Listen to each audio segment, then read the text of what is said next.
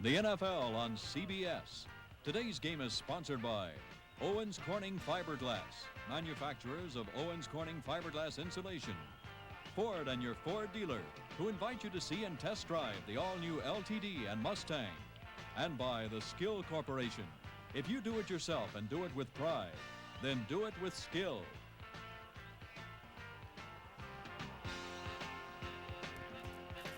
At Lambeau Field in Green Bay, Wisconsin, it's the Minnesota Vikings and the Green Bay Packers.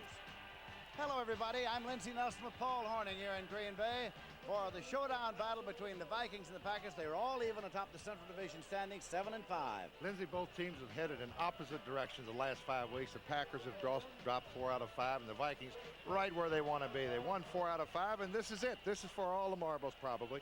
And it's a rematch that will have, of course, the oldest quarterback in the league against the youngest quarterback in the league. Well, David Whitehurst, they pinned their hopes all year long on him. He started off, had a super first half of the season, but he has not thrown a touchdown pass, Lindsey, in what, the last 5 football games. Tarkenton, you got to tip your hat to him, folks. He has completed 254 passes already this year, the most of any quarterback in the National Football League. Playing conditions ideal. Well, it's perfect. I'll tell you one thing. I'm finally going to be here in Green Bay for a game, and I'm not going to get cold today. Yeah, but that moves from time to time. I don't know what that means. Let's go down to the field.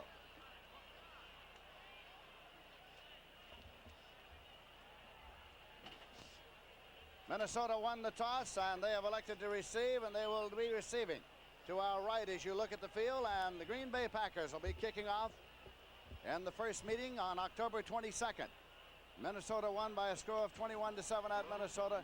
Here are the game officials, headed by Gordon McCarter, assigned here this afternoon by the National Football League.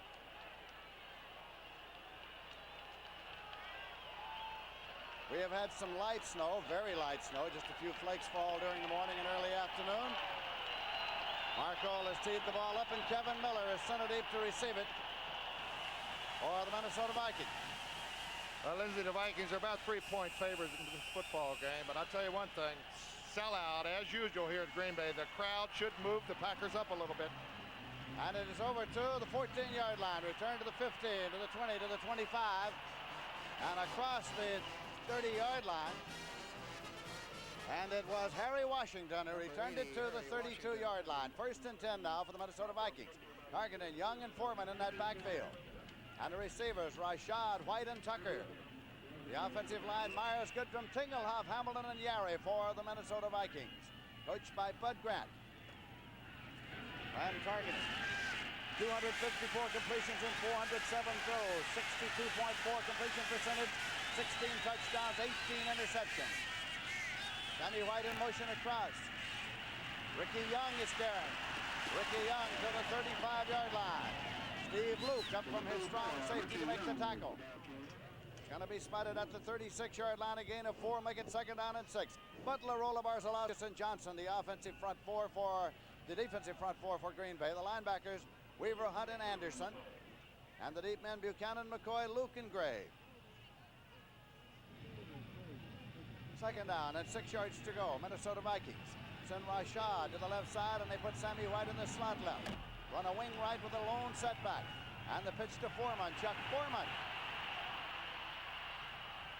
goes out of bounds at the 41-yard line.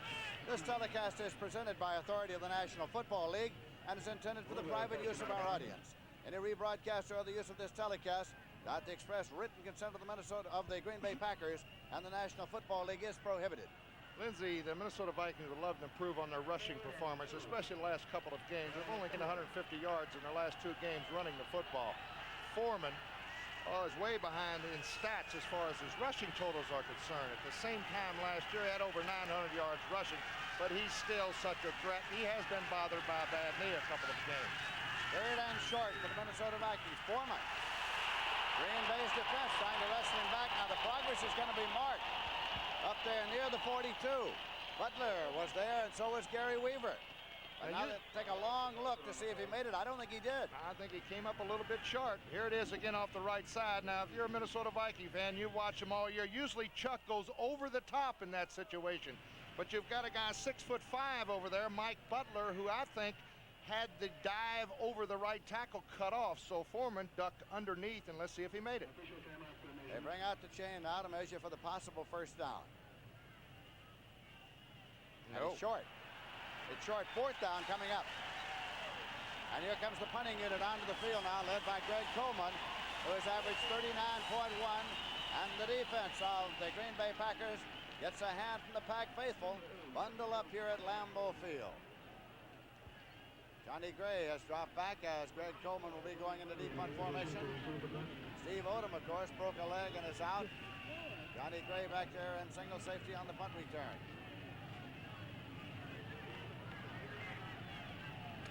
We're in the first quarter. There is no score of the game having just begun.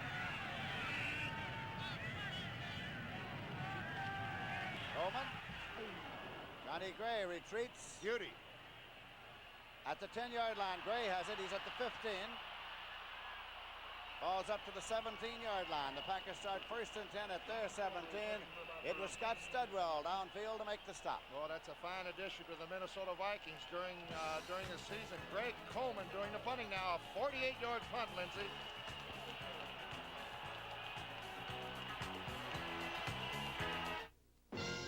Introducing a new American road car. The all-new Ford LTD for $79, with more front seat room, more rear seat room, more window area, and more handling ease than last year's LTD. Plus the power of a V8 engine standard. A road car to take you across town or across the country. This land is your land. This land is my land. To test drive the all-new LTD on your own roads, see your Ford dealer today. We're here in the desert to prove how much power and endurance packed into the Skill cordless 3/8-inch drill and screwdriver. With just one charge, we drilled 199 holes. 200. And it still has enough muscle to drill through concrete and drive screws into metal with 2-speed trigger for better control. For any tough job at home or anywhere, take along the Skill cordless drill and screwdriver and do it with skill. 1st and 10 for the Green Bay Packers at their own 17. David Whitehurst brings them up. 125 completions and 241 passes, 51.9 completion percentage, 8 touchdowns and 12 interceptions. Verdell Middleton reverses the field, but takes a loss, fumbles the ball, and Minnesota recovers at the 9-yard line. The Minnesota Vikings have recovered Verdell Middleton's fumble, and it's Jim Marshall on the ball. Jim Marshall, who has played in all 251 games played by the Vikings since the franchise was activated. Here it goes, out of the eye. He was the deep back. He moved the left halfback position. On the snap, around the right side, both guards pulling. Now watch Matt Blair. He causes the play right there from his linebacker position. He hits him with his left hand, strips him with the football. Marshall's got it. Vikings 1st and goal at the 9. Van Tarkenen brings them up. He'll be 39 years of age his next birthday. Give it to Foreman, and Foreman goes through to the 5-yard line. So it'll be 2nd down and goal at the 5. Dave Roller, 5-year veteran from Kentucky, in there on the tackle. Well, Lindsey and I haven't worked every Minnesota game. We worked them 2 or 3 times. We got an injury timeout down on the field. But I'll tell you one thing, Lindsey. I don't believe the Minnesota Vikings offense have run 4 straight offensive plays starting off the game. They've always mixed in a pass or 2, and this is a little unusual. Of course, with a break like this, they've got an excellent opportunity to go up 7-0. So we have no score here in the ball game with 13 minutes, 16 seconds remaining to be played in the first quarter.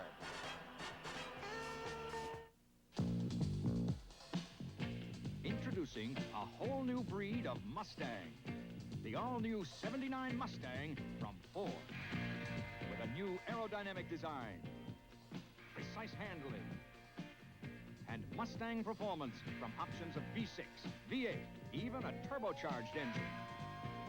Mustang for 79, the new breed in 2-door and 3-door models. Capture one at your Ford dealer now. Here's to good friends. Tonight is kind of special. Hey, where you been? It wasn't easy getting tickets for this game. Hey, Bob. Teddy, I know exactly what I want. I want the biggest steak you got and a bottle of Lowenbrow.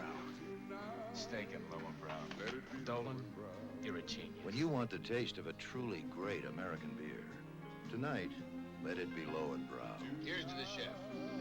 Here's to the bartender.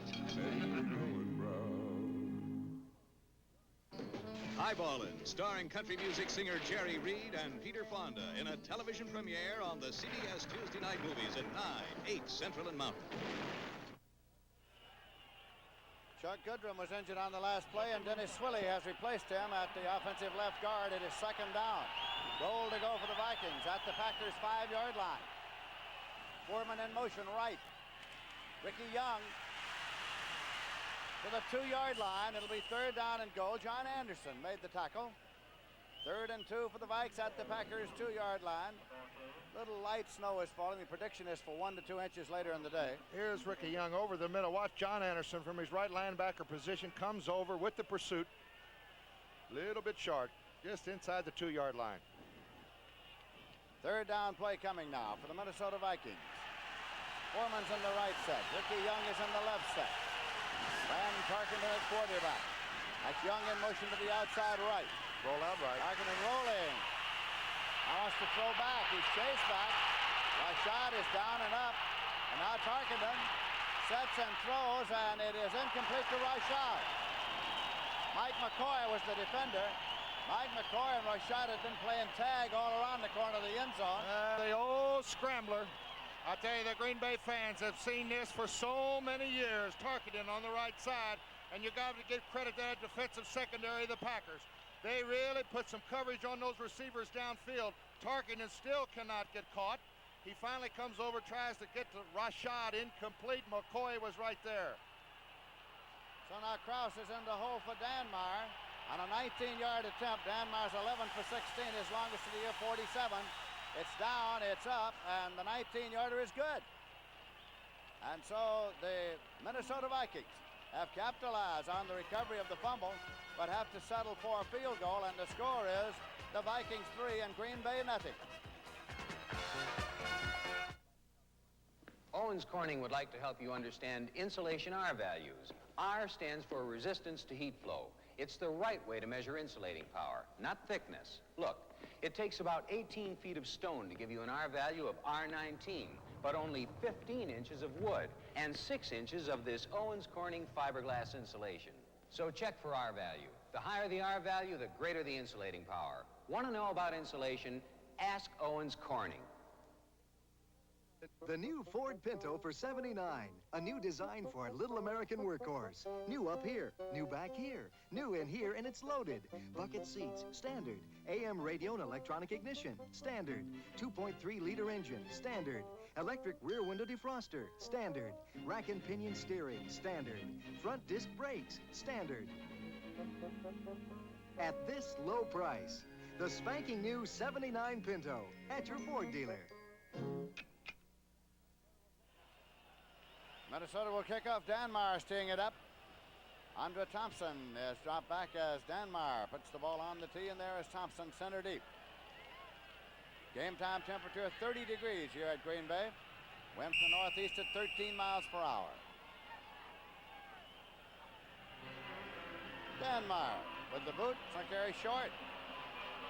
Taken by Thompson at the 15 to the 20, 25, 30. Thompson to the 35, returns to the 37-yard line. First and 10 for the Packers there. Phil Wise made the tackle for the Minnesota Vikings. Nice return by Andre Thompson that time. Well, there you are, Paul. Honolulu is 81 degrees. And we're going back to Honolulu to say hello to everybody over there. January, would you believe? January, I'll be there. January 16th, going to have a little vacation back in my favorite spot. Whitehurst, Smith, and Middleton in the backfield for the Packers now.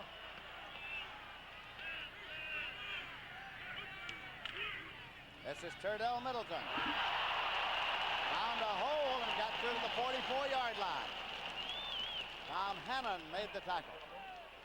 Yeah, good shot. Watch Seaman go to the floor. Watch Middleton come on the outside. A good block by Larry McCurry in the center. And Middleton got a good 8 yards, 2nd and 2. Middleton from Memphis State came into this game with 903 yards rushing, an average of 4.5 yards per carry, and 9 touchdowns. They're in an I formation. Big Barty Smith is ahead of Middleton and moves over to the left set now. Andre Thompson in motion across. Middleton Got the first down, I think. Oh, somebody moved on the left side. There is a flag down back about the 43-yard line. He got the first down, Lindsey, off the right side. There's Ellis, Sutherland, White, and Marshall, the front four. Illegal motion indicated against the Green Bay Packers. Linebackers are Blair, Seaman, and McNeil. The deep men are Wright, Bryan, Wise, and Hannon for Minnesota.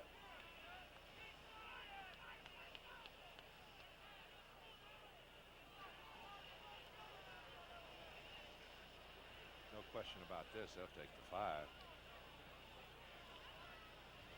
They're just getting set to step it off.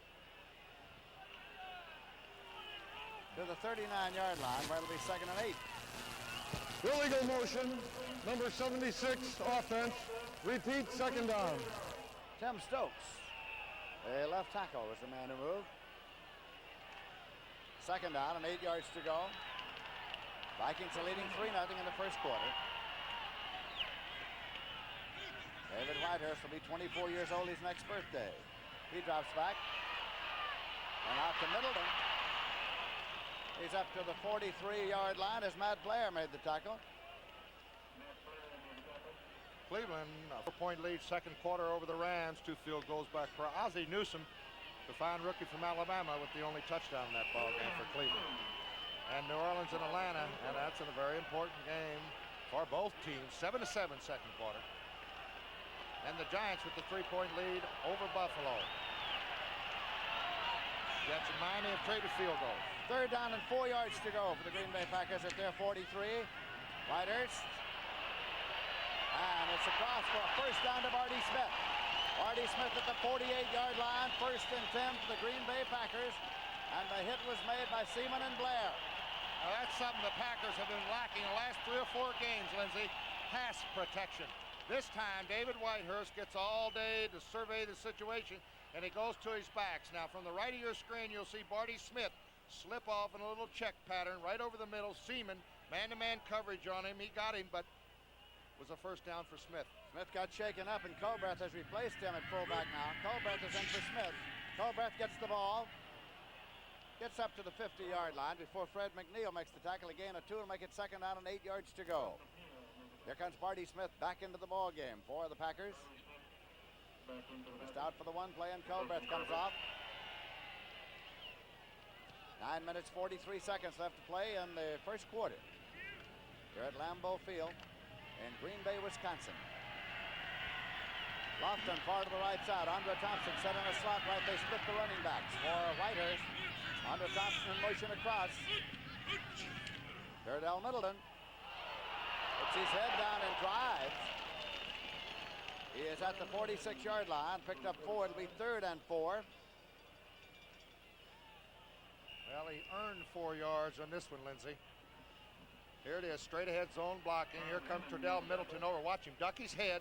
Right there, that's Tom Hannon, the safety man, with help from McCoy.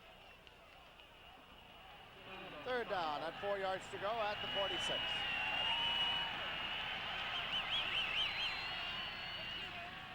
Andre Thompson in motion across. This is Middleton. Back to the sticks. It's a first down at the 40-yard line. Fred McNeil made the stop, but the Packers keep the drive alive. 1st and 10 at the Vikings 40. He wanted the first down, and he was going to wait on his guard. Darrell Goforth was a little slow in turning upfield, Lindsey. And he just said, well, I need about 7. I've got to get that first down, and he got it.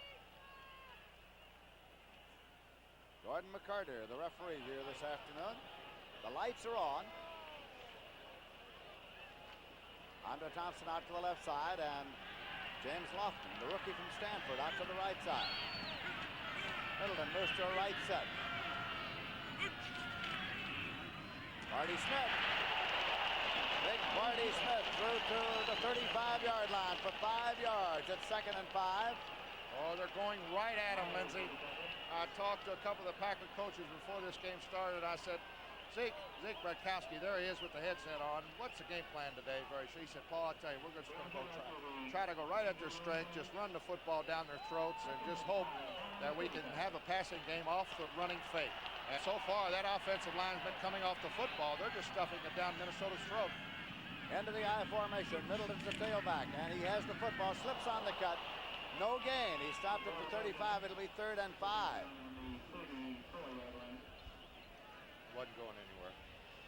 Field, of course, was covered against the light snow that has fallen in the area, but the system that they have underneath the surface of the playing field, it can be turned on and used for the purpose of thawing the field, was not used, because what he does with that tarp on there is likely to get the moisture up there and make it a muddy field. I think Papa Bear Hallis sold our old coach Vince Lombardi on that idea, and it didn't work. Third down and 5 yards to go. Whitehurst. And he's pulled down back at the 43-yard line. Eller.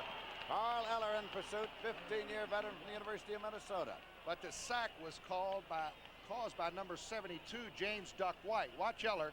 He's going man-to-man against Greg Cook. That's Greg Cook, the right tackle. Blair is also on a blitz on the outside. But back on the inside of the pocket, 72, James White, caused Whitehurst to move up into the pocket, enabling Eller to get the sack. David Beverly has averaged 36.4 on his kicks. He's in punt formation. Kevin Miller is back center deep. Beverly puts it up high, and the fair catch signal goes up, and it is made at the 21-yard line. Not too good a punt, Linz.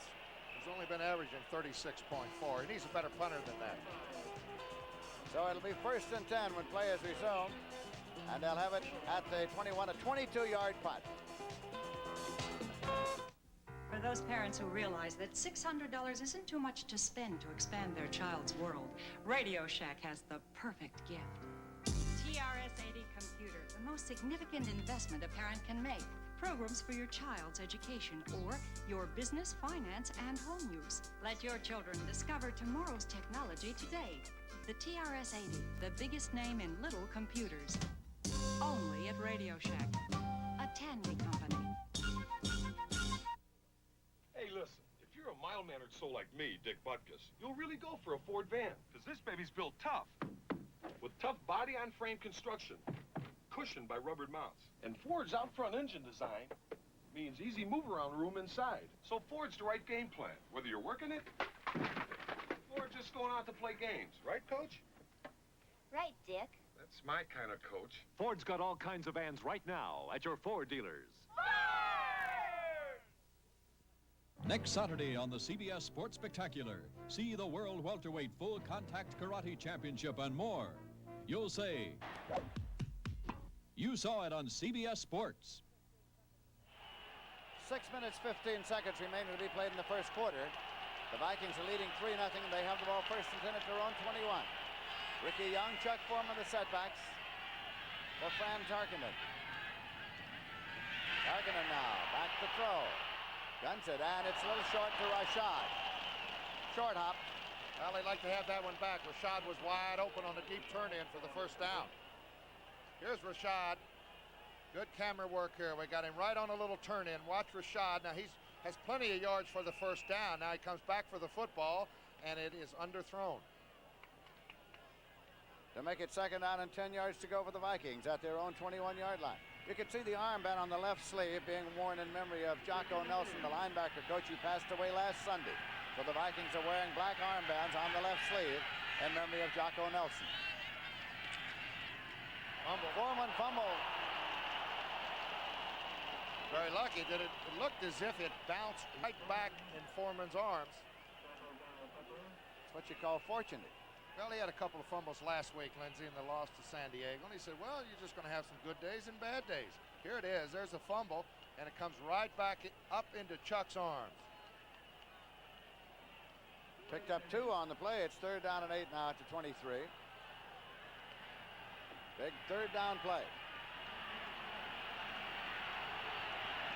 They got the nickel defense in now for the Green Bay Packers. An expectation of Tarkenton's going to the air. He drops back. And it's incomplete. It went one way and Ricky Young was going the other. What a move by Dave Roller. He put the little twist on, and Dave Roller caused that incompletion. Watch Dave Roller now, right to the left of your screen, going against Dennis Swilley. You see that quick move? And right here, Tarkenton had no chance. Had no chance to set up. The pattern couldn't even moving, Lindsay. They couldn't get the pattern started at all because of the great rush by Roller.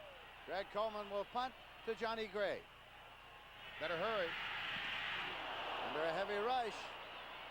It hits on the 50 and takes a Viking bounce to the 35.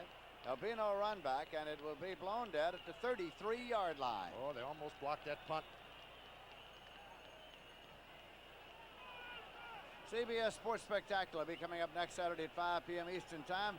I want to talk to you, Paul, about the Professional Karate Association's welterweight championship. And that's Steve Shepard against former champion Ernie Hart. They will really give you a show, folks. I want to talk to you about something else in which you're a spectator, the World's Strongest Men competition. A spectator? You think I could be anything else but a spectator? That's where they're going to pull the tram, I think. Going to pull the tram, and that's on the Sports Spec next Saturday. 1st and 10 now for the Green Bay Packers at their own 33.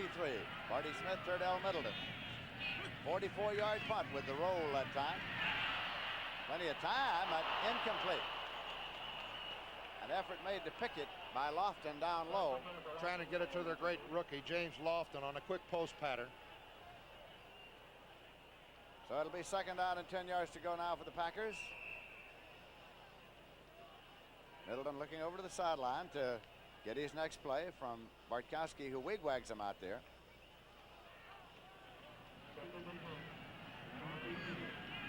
Smith and Middleton in the eye. Middleton moves to a left set. Whitehurst gives it to Marty Smith. And his big fullback goes to the 35-yard line. It'll be 3rd down and 8 yards to go for the Green Bay Packers. Now you see again, David Whitehurst looking for the play.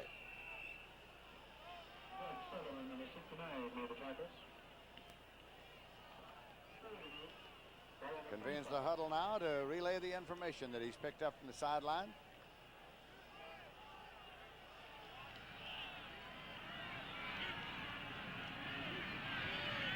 Third down. Whitehurst. Spilled at the 31 by Matt Blair. Now, Blair made the play, Lindsey, but the great play was made by Eller. They tried to cut Eller down, and then Whitehurst is going to roll outside the defensive end. Eller just stepped over the block, forced it inside where Blair made the tackle. So you see Kevin Miller dropping back in anticipation of receiving the punt from David Beverly, whose last kick was a 22-yarder. They've got 10 men up close this time with only Kevin Miller back there. Last time they had a triumvirate deep, but this time a single safety. Watch the rush.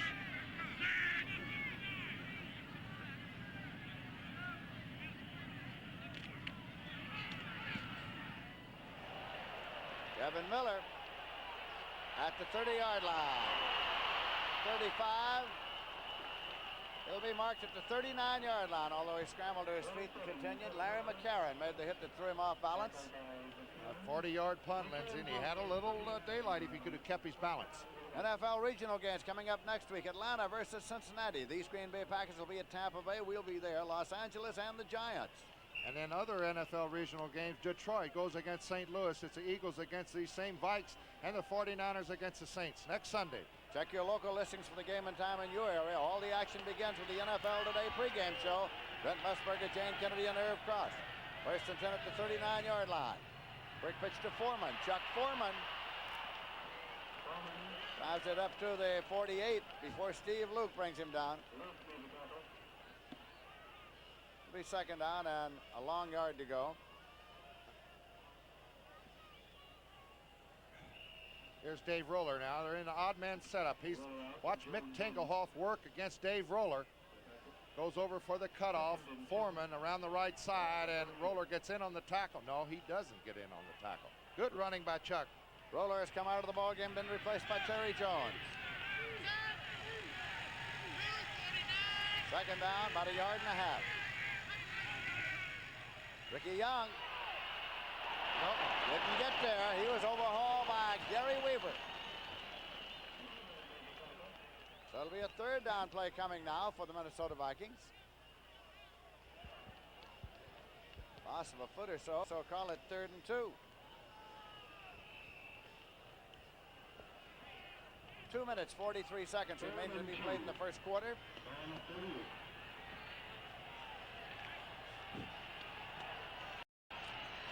Minnesota Vikings are leading by a score of 3-0. Vikes are in a slot left. Rashad is wide left. Here's the pitch to Foreman. Got the first down, yards to spare. Johnny Gray rides him out at the 39-yard line. Yep, I think he's the most valuable back in the last 6 years in the National Football League. This is his 6th season. Here's the little pitch around the right side. The Vikings pick up their first down of this ball game, and it looks as if Chuck has got his legs back. Finally pulled down by Johnny Gray. Chuck Foreman came into this game with 574 yards rushing, an average of 3.3 per carry. His longest of the year from scrimmage, 21 yards. 14 yards on that one. 1st and 10 at the 39-yard line. Tarkenton. And it is complete. It is going to be marked up about the 35-yard line. Bob Tucker, the tight end, with his 34th reception of the year. Mike McCoy made the tackle. Well, Fran has been throwing the ball with such regularity. The Vikings have 4 receivers in the top 10 of the National Football Conference, NFC. Tucker, Sammy White, Rashad, and of course Ricky Young, who leads the whole National Football League with 68 catches. 2nd down and 7 yards to go. A gain of 3 on that last one. The ball is at the Green Bay Packers 36-yard line, and we have 1 minute remaining to be played in the first quarter. Penalty marker. Foreman beat the snap. Ricky Young got the handoff and moved to the 33-yard line. But Chuck Foreman got an early start.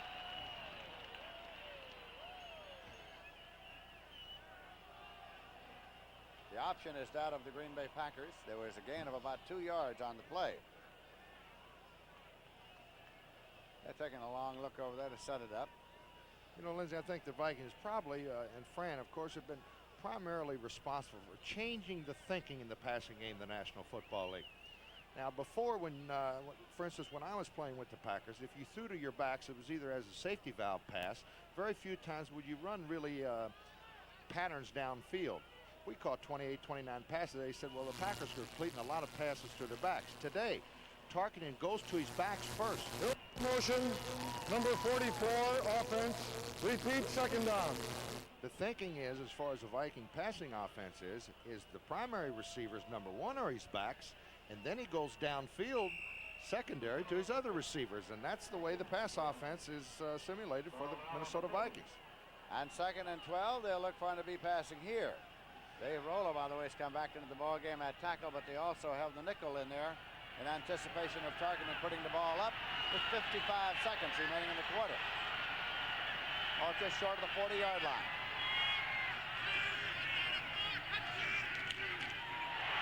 Well, that one was stacked up to Foreman. Dave Roller got to Foreman in a hurry. Well, he's so quick. Dennis Swilley, who's checked in for Charles Goodwin, who was hurt in the first quarter. Watch him right there at the left of your screen. Now, he pulls a little influence play, and it did not influence Dave Roller.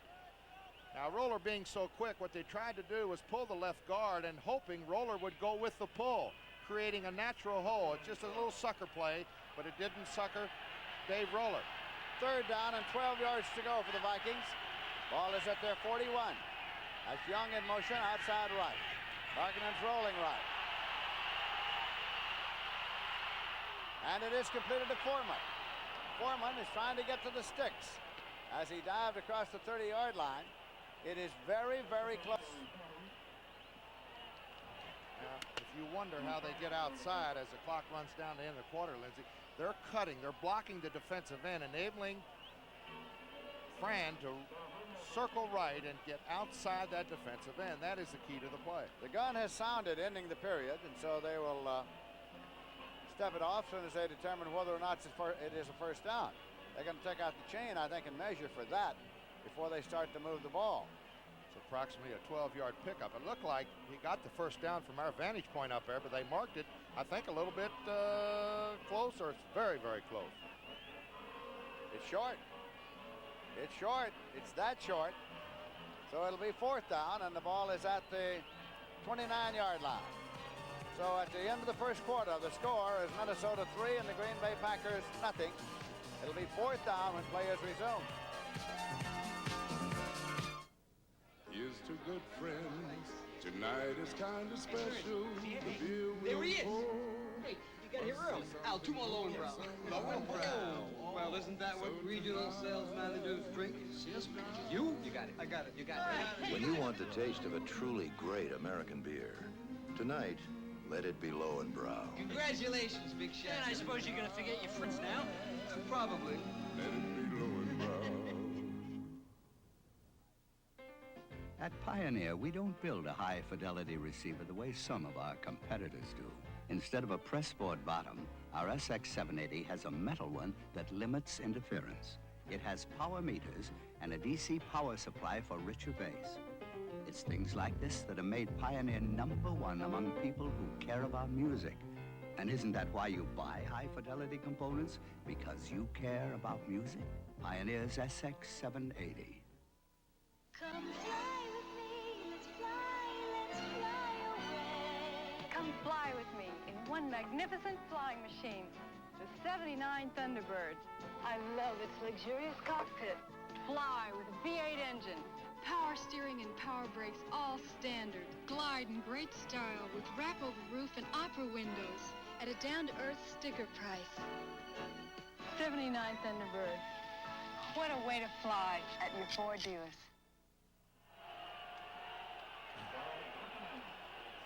In Green Bay, Wisconsin, this is Lindsey Nelson with Paul Hornings. We start the second quarter. Minnesota leads 3-0, 4th and 1. They're going to go double tight end. Foreman and Miller are the setbacks. Yeah, normally they love to let Chuck have the football and dive over.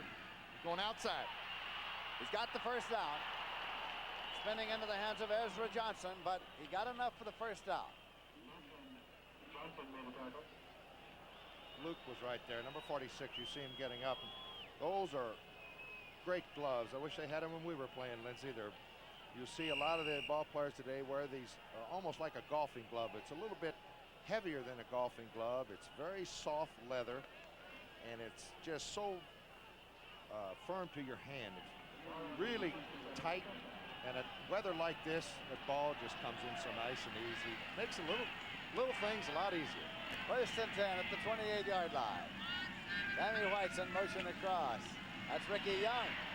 Roller hanging on as he moved inside the 25 to about the 23-yard line.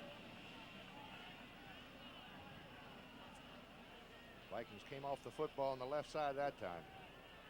Moved them right out. Foreman has come out of the ball game, and Robert Miller is in there along with Ricky Young now. And St. Louis dropped their first 8 football games and now on a 4-game winning streak. A field goal, 3-0. Rashad and White are double to the left side. Robert Miller's in the right side. Ricky Young in the left side. Ricky Young in motion to the outside right. Miller, Robert Miller.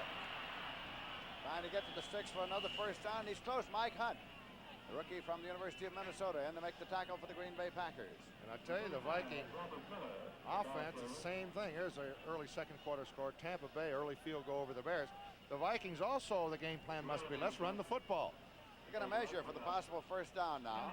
Tarkington has only attempted 5 passes here, and we're already in the second quarter. Normally, by this time, he's thrown the ball 12, 15 times. It's short. It'll be 3rd down and inches to go. Ball near the 23-yard line. Used a chain to spot ball at the inbounds marker is what he's doing there. Triple tight end. You got Tucker, Craig, and Stu Voigt all checking in on that offensive alignment for the Vikings. 3rd down play coming. Vikings are leading 3-0. Chuck Foreman's on the left side and Miller's on the right side here.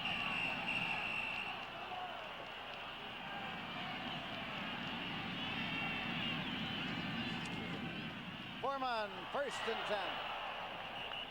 Up and over in the approved Foreman fashion. Virtually impossible to stop.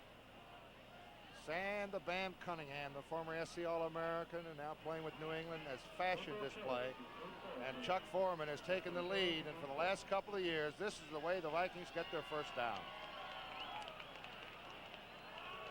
Ball is at the 17-yard line, where it's 1st and 10 now for the Minnesota Vikings.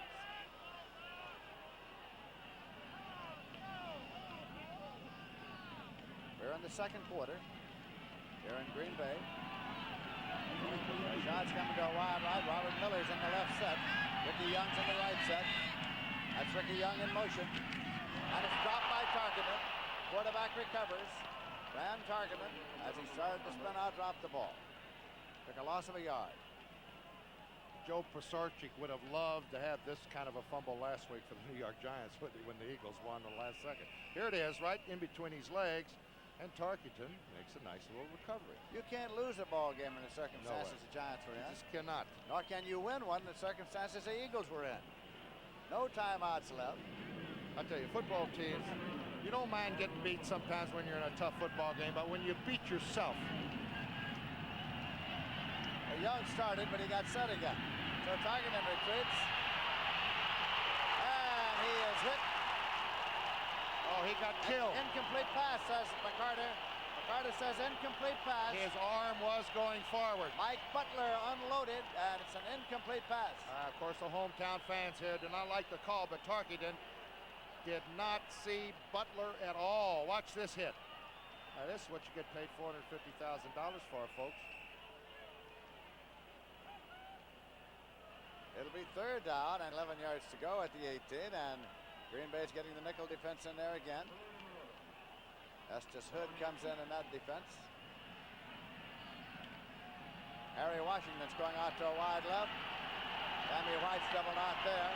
Rashad to the right side. They'll probably double team White on the inside slot there to left of your screen. Whistle stops play. Penalty markers thrown everywhere.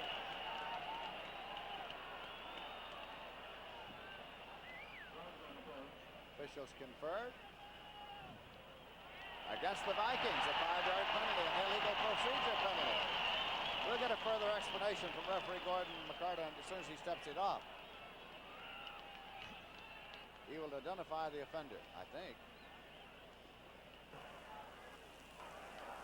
Ball start, number 73, offense. Ron Yarrow. Loss of 5 makes it 3rd and 16. At the 23-yard line. Well, they had the last call. They had Sammy White doing a corner pattern. Let's see if they change it. Tarkenton being chased. He's at the 40. Goes back across field to Sammy White, and it is intercepted at the 7-yard line. Intercepted by the Green Bay Packers. Sammy White was the offensive man there. Well, Mike McCoy. The only thing Fran was hoping for here was a incompletion. He threw it up for grabs. He's very lucky he didn't get sacked for a big loss. Watch him throw it up.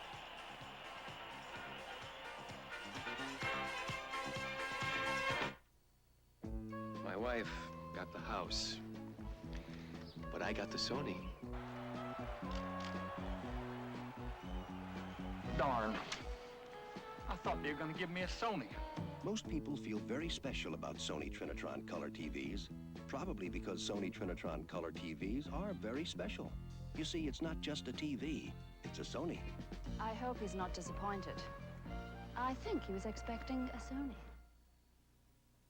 We'd like you to meet State Farm car insurance agent Mike Little, State Farm homeowners agent, State Farm life agent, and State Farm health agent Mike Little. When it comes to family insurance, your State Farm agent is one agent who does the work of 4. And that makes things a lot easier for you. Just one agent to tell your needs to. Just one agent to call when you need help. And like a good neighbor, State Farm is there.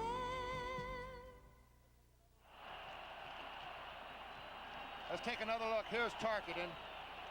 Now he almost gets sacked right there, number 63. That's Terry Jones, forcing Tarkenton to run out of the pocket. Now he just throws it up, and he's actually hoping just for an incompletion here.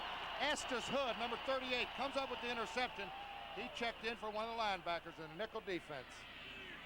1st and 10 at the 7-yard line now. Let's leave it on the ground, and it is Big Barty Smith. Out to the 11-yard line. He picked up 4. It'll be 2nd down and 6 yards to go for the Packers. The Vikings are leading by a score of 3-0.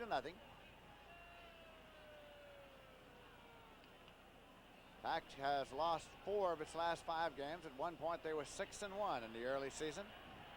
Called the Cinderella team of the National Football League. their head coach Bart Starr. Andre Thompson in motion out back to the inside. Fairdown Middleton. Fairdown Middleton. Penalty marker. Penalty marker thrown. Jeff Seaman made the tackle. That was Mel Jackson out in front. He might have used his arms. Let's check it out. And you see the Packers shaking their heads. They don't like it. Holding against the Packers. Packer fans don't like it either. Oh, they had some running room on the outside. That's a running back's dream, Lindsey, to get a guard out in front of you and turn that corner. And all you look up, you see a cornerback out there. And that's a cornerback about 180 pounds, and you got a guard in front of you who weighs about 260, 265. Penalty's going to put the ball back at the 9-yard line. Holding, number 71, offense. That was Jackson. Repeat, second down. That was Jackson leading the way. He just ran over the cornerback, but they caught him holding. Makes it 2nd and 8 on the 9-yard line. Middleton and Smith in the I formation.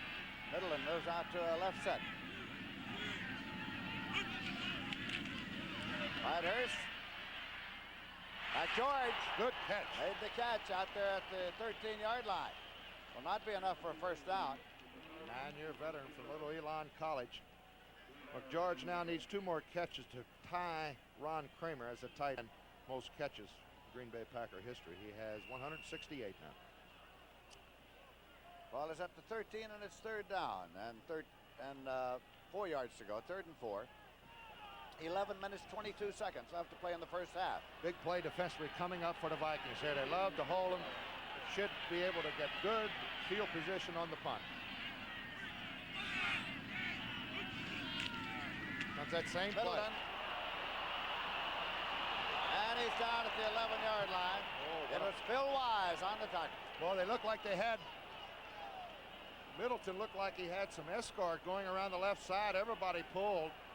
Watch this. Here comes Middleton around the left side. And 29, Phil Wise makes a great defensive play here. It looks like he beat the block on the inside and a shoestring tackle.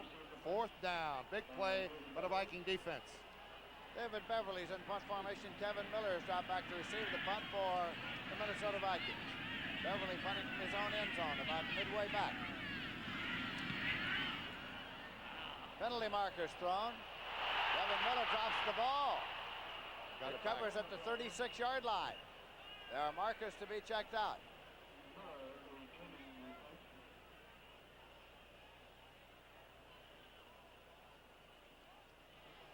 Uh-oh.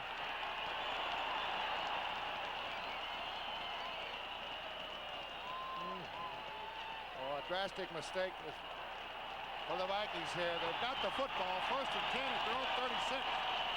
But the offense is coming back in for Green Bay, so let's check out the penalty, Lindsey. Holding penalty indicated against the Vikings. There's the preliminary signal given by Gordon McCarter. You step it off and then explain it.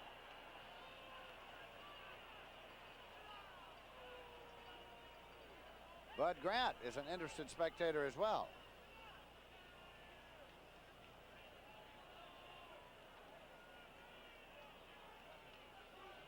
Calm, cool, dedicated, and respected. Bud Grant. Now I don't know. I tell you, this year I wouldn't dare try to second guess any referee. They've had a year they'll never forget. This is what they call a post-possession foul, I think, and it causes some problems. We'll get an explanation from Gordon McCarter. It's at the 46-yard line. Holding, number 25 on the receivers while the kick was in the air. This is a post-possession foul. The receivers retain the ball. First down to the penalty. Receivers retain the ball. Nate Allen was the man who was detected. They retain the ball, and the penalty marks off. It's 1st and 10 now at the 46-yard line. 25-yard punt. My man Lindsey right on top of it. Post-possession foul. Targeted now, setting up again. Well, it could not be held by Ricky Young.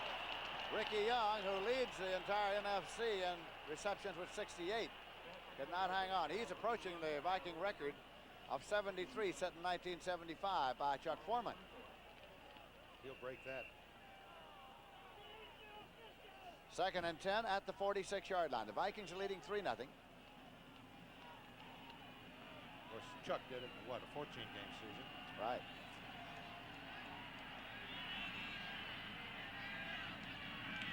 There go your backs. Wagenen. Young. Ricky Young to the 36. That's what I was talking about, Lindsey. They get in that split backfield, and the primary receivers are your backs. They go out and they work on the linebackers, and then if everything's covered, then Fran looks downfield. Watch right here. He works on the linebacker. It's almost impossible to cover one of those backs man-to-man like that. The 4-3 defense just not set up for it. John Anderson finally on the stop, and it's close. They're going to measure for the possible first down. Fran Tarkenton's over there taking a look along with Gordon McCarter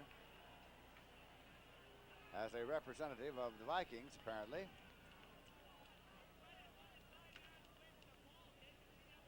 They're sighting it. They haven't decided to measure. They're going to sight it, and they've convinced Tarkenton it's short. They got the 3 tight end alignment in there now. They got on a 3rd down. Good position here for a play-action pass, Lindsey. Tarkenton, I wouldn't put it past him. Of course, normally they give it to Foreman, let him dive over the top. They got a formation left. Foreman, 1st and 10. Mike McCoy hanging on. It is inside the 35-yard line.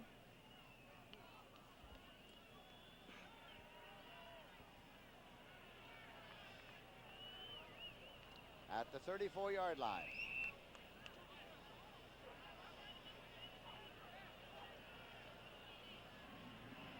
We have 9 minutes, 20 seconds left to play in the first half, and Minnesota Vikings are leading 3-0.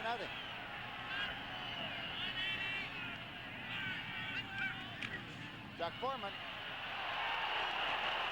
Not much with Ezra Johnson there on the tackle. Good reaction by the defensive right end, Ezra Johnson. Boy, he started the league in the first 7 or 8 games with about 14 or 15 sacks. They say he still has 15 sacks credited to his accomplishment this year. Gain of a yard makes it 2nd down and 9. Rashad to the right side, Sammy White to the left side from Minnesota. Young and Foreman. Up to Ricky Young at the 30-yard line, and he's wrapped up there by Gary Weaver, number 52. Carl Barzalauskas putting pressure on Fran. Picked up 3 yards on the completion to make it 3rd down and 6 yards to go.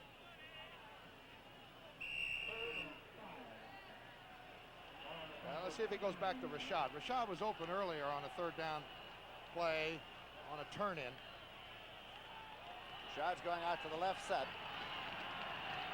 Sammy White wide right.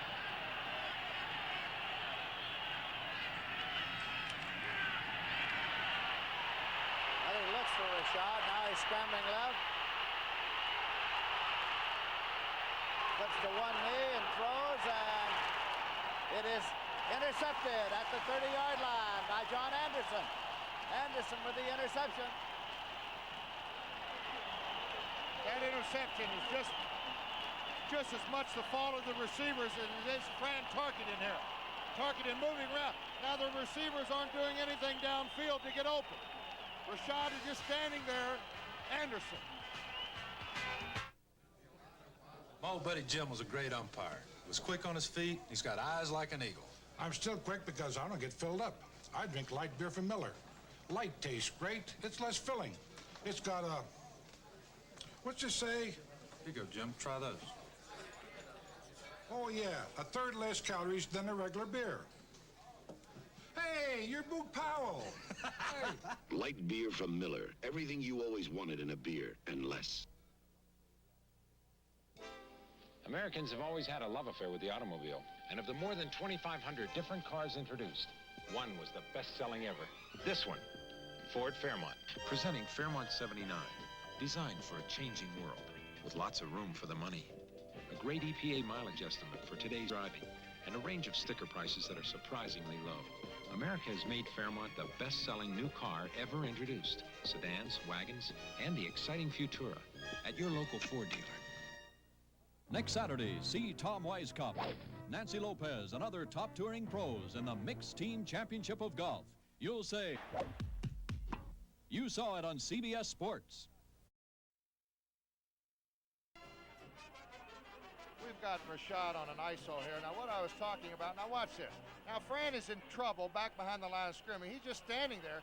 29 is right there. Now he puts up his hand. He's really not open there, and he just made a move too late. You've got to try to find an open spot when your quarterback's in trouble. 1st and 10 Green Bay at the Packers 30-yard line. Barty Smith, the big fullback, across the 35-yard line. Stopped by Matt Blair. Picked up 5 on the play to make it 2nd down and 5 yards to go for the Packers. Lights are on here at Lambeau Field.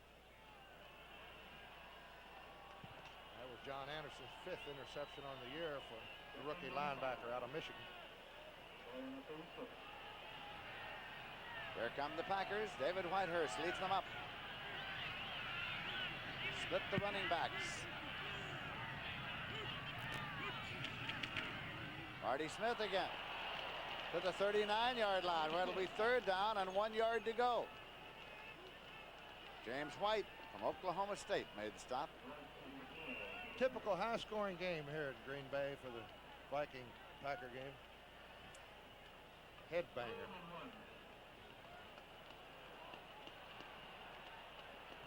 Vikings are leading 3-0. 6 minutes, 35 seconds left to play in the half. Rick McGeorge and Paul Kaufman in the double tight end alignment as the Packers look for a yard.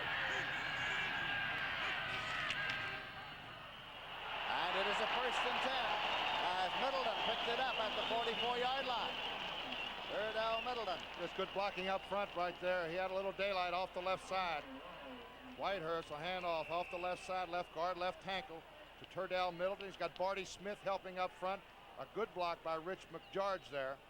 Tackled by Phil Wise. Packers keep their drive alive. 1st and 10 at the 44-yard line. They send Lofton out to a wide left. Andre Thompson out to a wide right.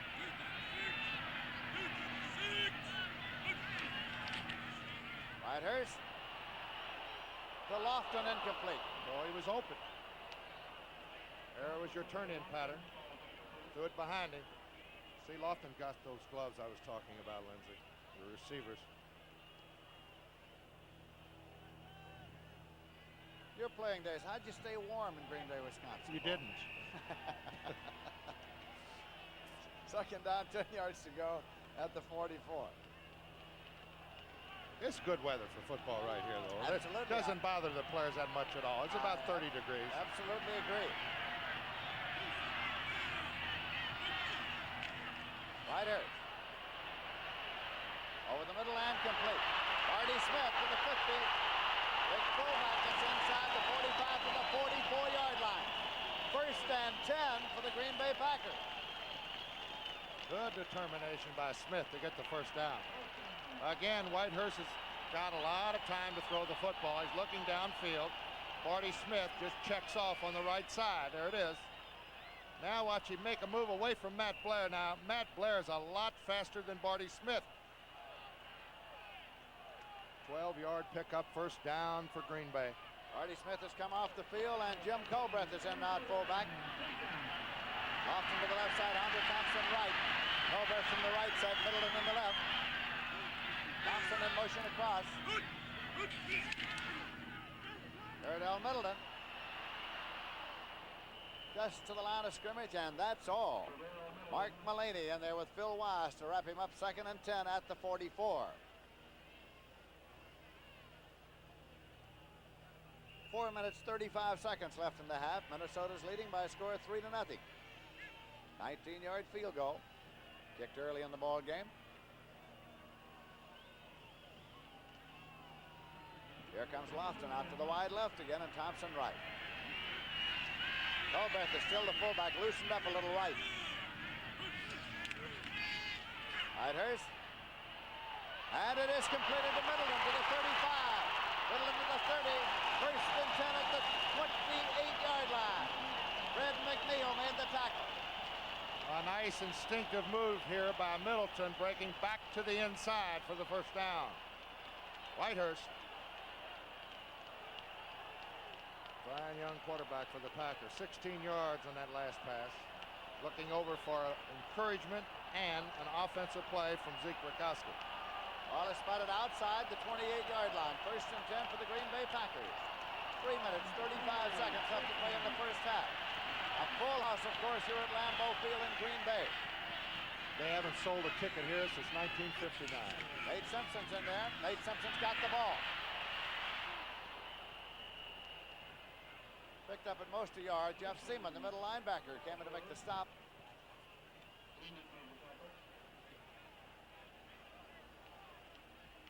Second down and 9 yards to go.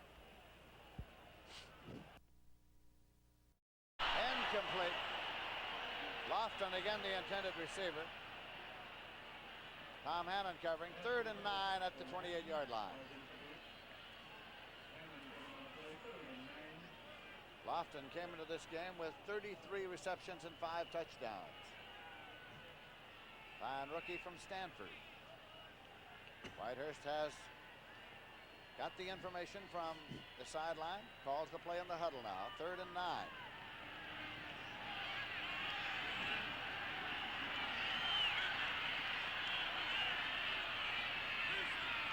Simpson and Barty Smith.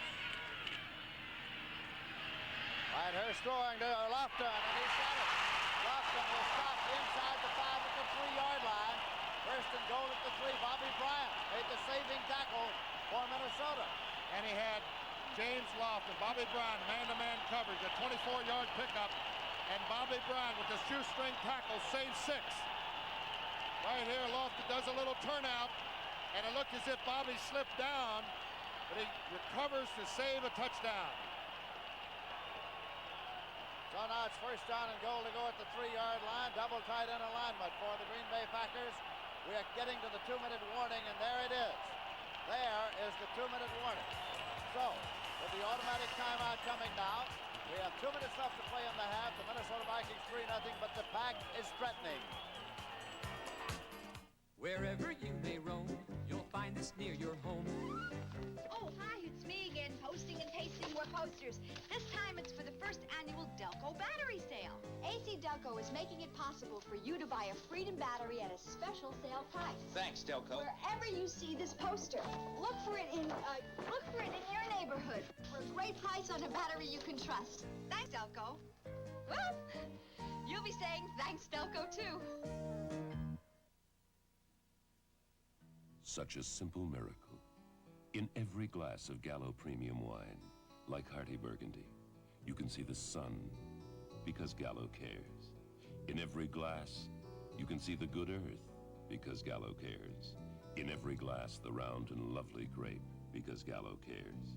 You can see and taste the care that Ernest and Giulio Gallo take. Go with the good wine. Go with Gallo Hearty Burgundy. At the 3-yard line.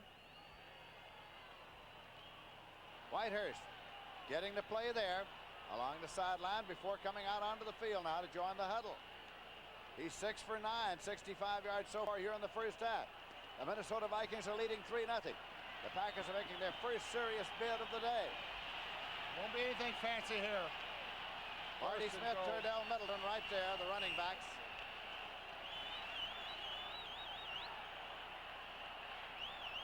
Here come the Packers.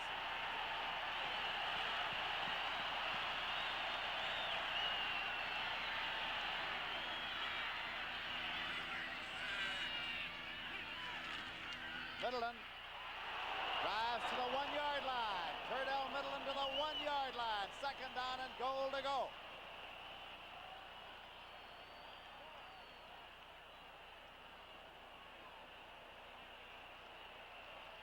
They love to use that big number 33 as a blocker. Barty Smith, 6'4", 245 pounds. And Middleton usually follows him. 2nd down, goal to go at the 1:35 and running. Middleton and Barty Smith are the setbacks for Whitehurst. Middleton, touchdown! Touchdown for Turdell Middleton. the Green Bay Packers.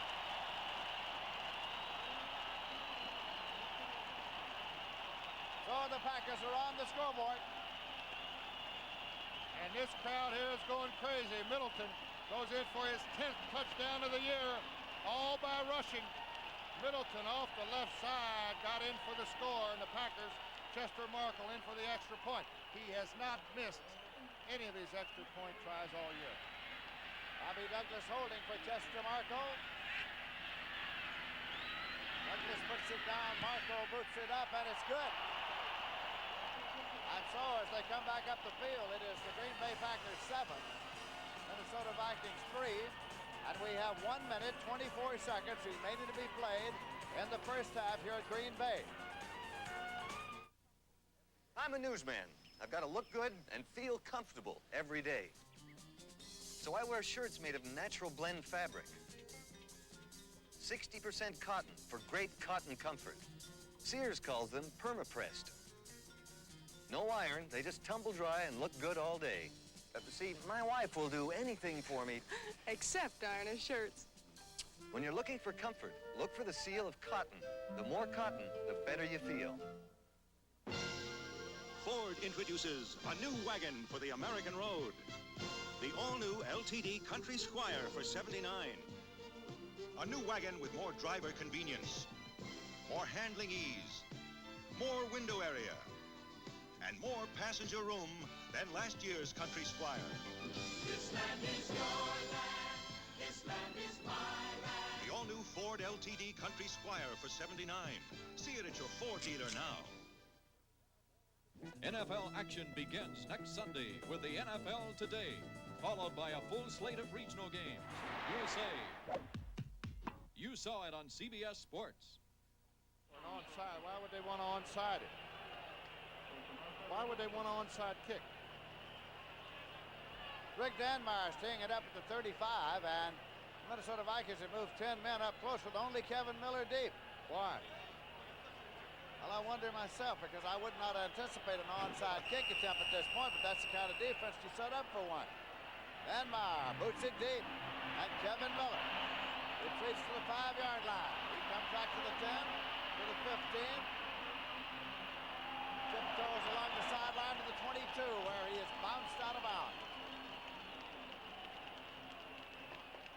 And Lindsay, a great friend of mine, just stepped into the booth. My old former roomie here at the Green Bay Packers, Max McGee, who's living up in Minneapolis, Minnesota. What are you doing here? Well, it's the first big game the Packs had here since you left, so I thought I'd come down and help them out.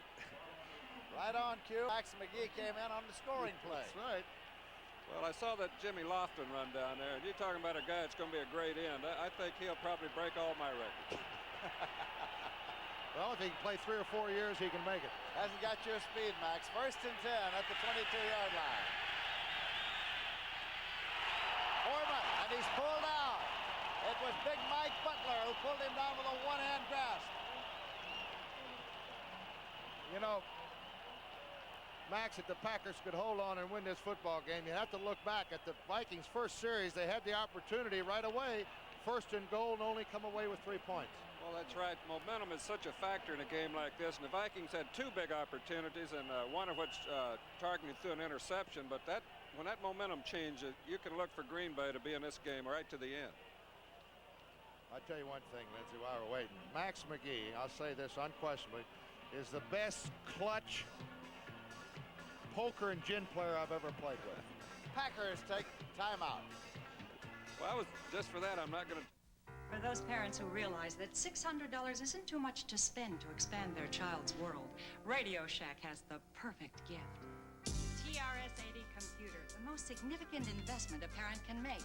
Programs for your child's education or your business, finance, and home use. Let your children discover tomorrow's technology today. The TRS-80, the biggest name in little computers. Only at Radio Shack, a Tandy company. Introducing Hertz takeoff rates. Save up to 35% on the average weekday rental when you take off Thursday through Sunday for a minimum of 2 to 3 days. Take off in a subcompact for only $13.95 a day. Fairmont's $15.95. Granada $17.95. Thunderbirds $21.95 a day. all with no charge for mileage. There are some restrictions, so check with Hertz. Take off next weekend with Hertz low takeoff rates. Minnesota Vikings have the ball, 2nd and 13 at the 19-yard line. I think we said when Marco kicked off it was Danmar. It was, of course, just Marco who executed the kickoff for the Green Bay Packers. Young, and he gets to the 23-yard line. Carl Barzalowski wraps him up there. First time all year Tarkenton's been held without a first down passing in the first half. The Vikings do not have a first down throwing the football all the first half. Well, I don't think the Vikings are getting the protection they're used to. CBS Sports Spectacular is coming up next Saturday at 5 p.m. Eastern Time. We'll have the Professional Karate Association Welterweight Championship. That's Steve Shepard and Eddie Hard. Boy, what a match that'll be. And then the next event will be the World's Strongest Men competition. And that's a tram pull. I guess they pull a cable car up the hill in San Francisco or something. That's all next Saturday at 5 p.m. Eastern Time on CBS.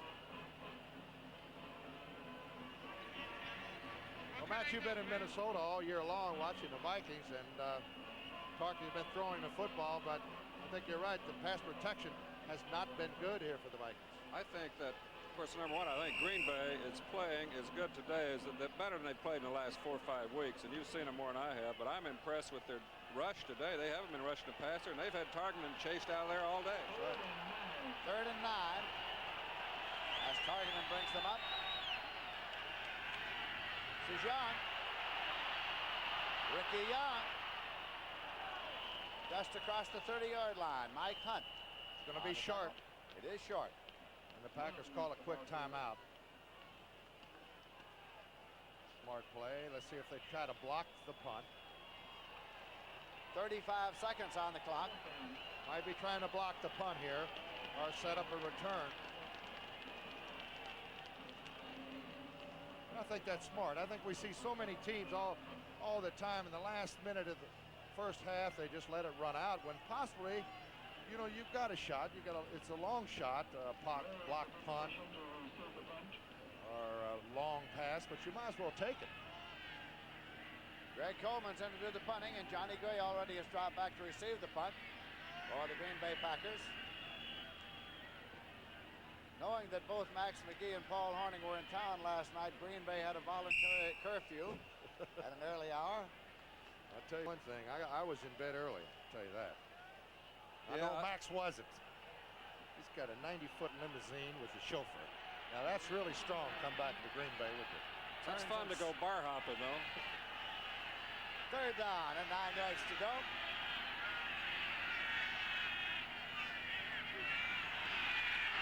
Coleman puts it up. Johnny Gray at his 27, at the Green Bay 30, 35. Side slips to the 39-yard line. Mark Keller downfield to make the tackle. A 42-yard punt. Now here's where I like to see him put it up. Just go ahead and throw it. Might get that interference call. 25 seconds on the clock. 1st and 10 for the Packers at the 39-yard line.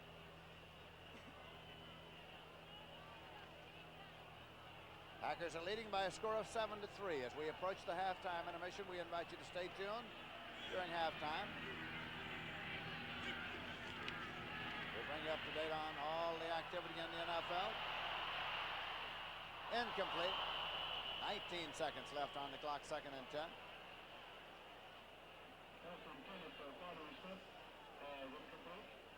Brent, Chain, and Irv will be bringing you scores and highlights during the halftime. 2nd down and 10 at the 39-yard line.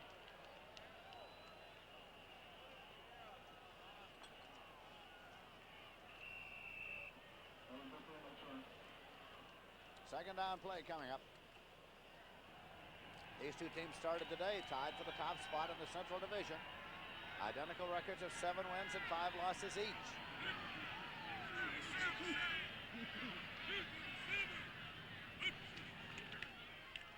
By the draw. Breath is brought down at the 43-yard line. Middleton it was, I beg your pardon. Turdell Middleton. He comes off the field. Stotzi. And 2 seconds, 1 second, and that's it. Time has run out, and so at the end of the first half, the Green Bay Packers go off the field with a 7-3 lead. Minnesota Vikings scored first on a 19-yard field goal, and then the Green Bay Packers came back and scored late, driving down the field and leave the field with a margin of 7-3 out in front in this ball game with another big half to be played here on a crisp football afternoon in Green Bay, Wisconsin. It's lightweight, it's portable, it's virtually indestructible. You can hammer on it, saw on it, sand on it, paint on it, drive a screw on it, cut a pipe on it, plane a door on it, fix a picture on it, or a wheelbarrow, or a chair, or a bicycle. You can even have your lunch on it. The incredible Black & Decker workmate. When America has a job to do, it reaches for Black & Decker.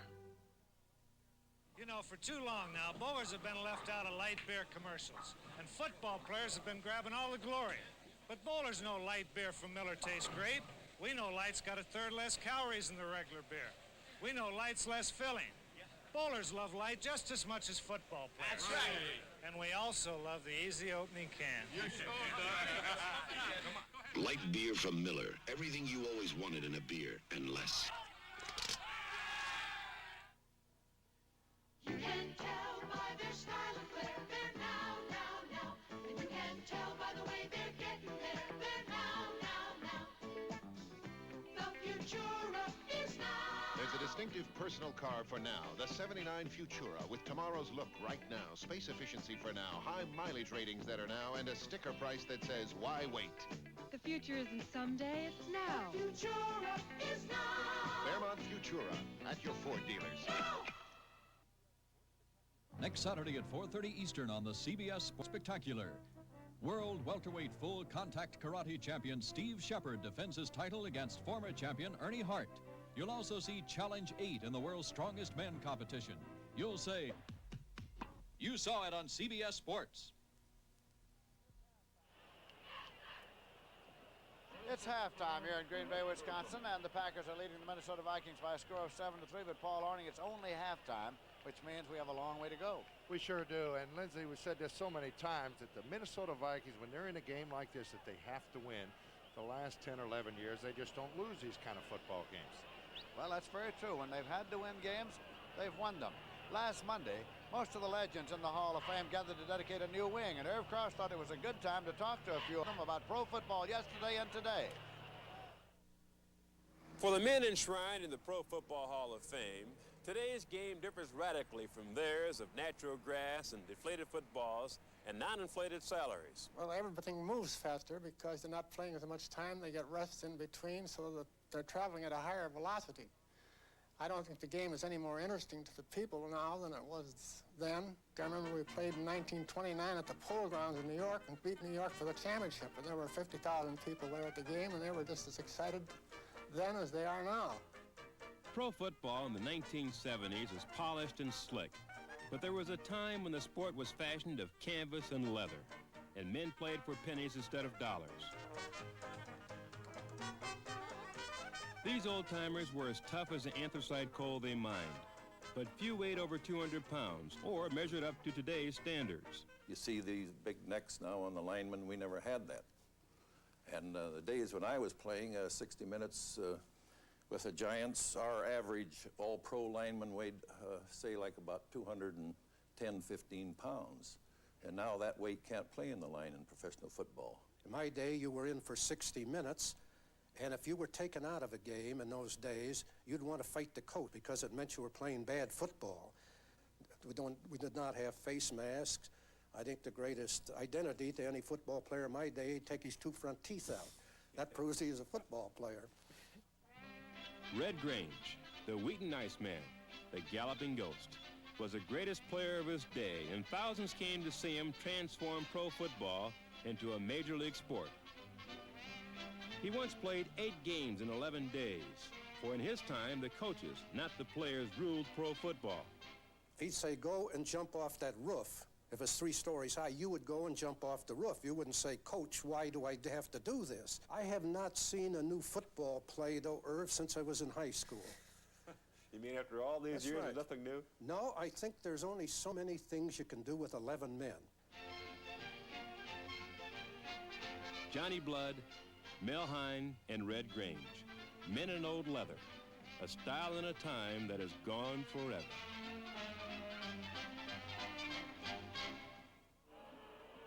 We now pause for a word from your local station. Archie is caught on the horns of a dilemma when the other woman from his past really needs his help. Janice Page guest stars on All in the Family tonight at 8, 7 Central and Mountain on CBS.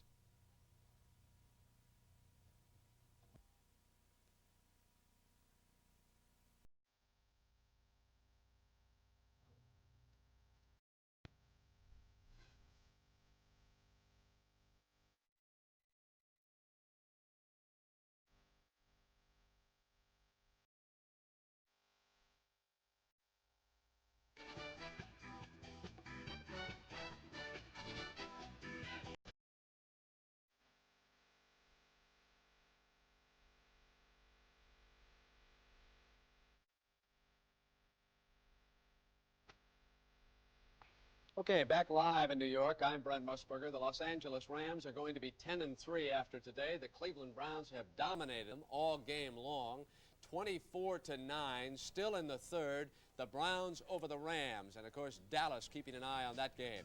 New Orleans upsetting Atlanta in Atlanta. And of course the Falcons won that miracle game a few weeks ago. The Saints seeking revenge and the Falcons seeking a playoff spot. Buffalo leading the Giants 21-17. They went ahead just moments ago in that game. Brown on a sweep. It's in the fourth quarter. The Jets and Miami. Miami beat up last Monday night by Houston. Bob Greasy has been intercepted 3 times. He now is out 24-6 in the fourth. The Jets are going to win. Minnesota and Green Bay, the game you're watching, Packers leading at 7-3 at the half. Philadelphia and St. Louis, the Eagles now have got a good chance to get a wild card spot. They lead the Cardinals 7-3. That game is at half. Tampa Bay and Chicago should just about be beginning the third quarter. We just released them. It's 3-0, the Buccaneers. And San Diego and Kansas City. Still, Irv, impossible for me to figure out the Chargers. They got a lot of talent on that football team, and they're down right now by 17 points. Now let's take a look at some of the highlights, Irv. I guess Mike Pearl, our producer, says I've got the first package, and Mike says, let's go to Los Angeles. All right, Michael, let's get there indeed. Let's watch Pat Hayden now as he throws the screen on this first play outside to Willie Miller right here. This is how the Browns have played on defense. They move up, Ambrose with the hit, Mitchell with the recovery. Brian Sipe, been under fire in Cleveland. Here he is responding, but he gets a lot of help from a rookie by the name of Ozzie Newsome. Remember that number, 82, because watch the next sequence. Shepard, the guard, gets out in front. Jack Reynolds, the middle linebacker, couldn't get over in time, and he scores. Now, watch Lawrence McCutcheon's right leg. It's hard to believe that he didn't tear more than a hamstring on that. Look at how he's bent over completely. Sidelined at least for one game, and who knows with a hamstring. That can be very, very troublesome. John Cappelletti, underrated for the Rams this year. Good power run down to the 2-yard line. Here's how the Browns have played, though. They were even able to block Frank Corral. Big, tall Edwards got in on it. He's 6'7". That's why George Allen wanted to hire Wilt Chamberlain once, was to block field goals like that. Now, watch the other Pruitt, Mike Pruitt. Straight ahead, drive blocking, in behind the right guard, gets in against the Rams. A lot of desire on the Browns' part. The Rams have not played with much verve. After all, they've got the West wrapped up, but Dallas closing in. Rucker had it long enough, and that was a touchdown sequence right there for the Browns. Herb? Brent, in Atlanta, the New Orleans Saints lead the Atlanta Falcons in the third quarter by a score of 17-10. Keep in mind that 9 games in Atlanta, the Saints have only beaten the Falcons there once. And, of course, New Orleans came in today with a revenge motive in mind. But here's Steve Bartkowski for Atlanta going to work, hitting Bubba Bean on a nice pass here, setting up a scoring opportunity for halfback Haskell Standback from the 3, and they take a 7-0 lead in the first quarter. But Archie Manning got the Saints on the board when he fakes a play-action pass here and hits on the backside number 87 Larry Hardy. He goes 71 yards, and the score is all knotted at that point. Manning handing off on the ground this time to Chuck Muncie. He goes 28 yards up the middle, his longest scoring run TD of the year, and New Orleans takes a 17-10 lead in the third quarter. Have you said the Saints have only won one game down in Atlanta? 1 out of 9 games in Atlanta. I didn't realize that. Yeah. Okay, now let's turn our attention to the Giants and the Buffalo Bills. The Giants, of course, trying to snap back. John McVay announced that he would call all the plays. You know the reason why. His offensive coordinator fired, actually a scapegoat. Here's Pisarcik going now to Dixon, down to the Bills' 38-yard line with this sequence. This is all in the second half of the game. Pisarcik hits quickly now to Kodar, and the Giants led it 17-7, had the game under control. But then, watch Roland Hooks here. Dance inside, hard to believe he's still on his feet. And he broke away from the Giants at that moment. Just an incredible run by Roland Hooks. And the Bills were back in business. That's one of the finest runs of the year. There's Hooks scoring, and then they went up, and 21-17 is the count in that game late in the fourth quarter. And we've also got Minnesota-Green Bay, of course, the contest you're watching. The weather not too bad in Green Bay. As a matter of fact, football weather this year has been absolutely magnificent. A bit chilly. There you can see the time remaining. Tarkenton pulling out, and he can still scramble, can he, and buy time.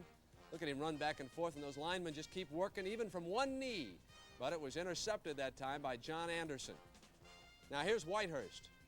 Passing towards the left, Lofton to the Minnesota 3. Boy, what a fine group of rookies we've got.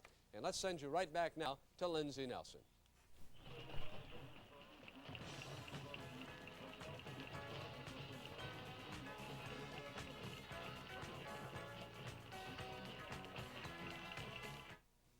Leonardo da Vinci for Spidell watches. They call me the greatest inventor ever, next to Tom Edison. But even I never dreamed of this beautiful Spidell chronograph. It gives me the time and date, but also 4 stopwatch functions. Great gift, Mona. Very inventive. Say, you have a beautiful Spidell digital, too. Edison gave it to me. Spidell's beautiful new digitals. Very inventive gifts. You don't have to lose sleep worrying about that drive to work tomorrow. Not when you've got Firestone Snowbiters going with you. To dig you out and pull you through, they've got 2 sets of deep-biting teeth. And in between, traction bars for quiet running and long mileage. In radials, bias, or retreads, they'll put teeth in your winter driving. Firestone Town & Country Snowbiters. Pleasant dreams. 15 years ago, I thought I had it made. I was an all-pro linebacker with the Rams. My wife had just presented me with a beautiful new baby girl. I had a great off-season job. Then I found out I had cancer, and I thought my world had come to an end. But I was wrong. My life was just beginning. Early detection and treatment meant recovery for me. And here's the secret. No cancer 7 warning signals. My wife knew them then and loved me enough to get me right to my doctor. Here's what to watch for.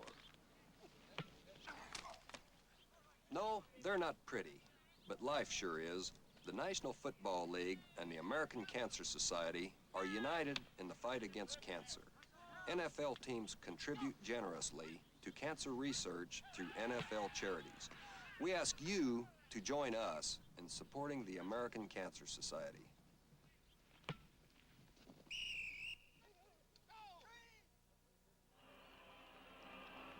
The preceding announcement was brought to you as a public service for the National Football League. It's halftime here in Green Bay, Wisconsin, and the Green Bay Packers are leading the Minnesota Vikings by a score of 7-3.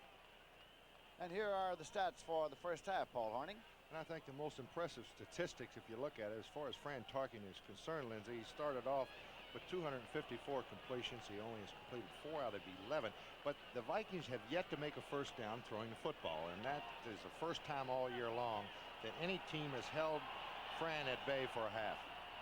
27 yards passing for the Minnesota Vikings the first half, as opposed to 54 for Green Bay. Tarkenton 4 for 11 and 2 interceptions. Whitehurst 6 for 10 and no interceptions.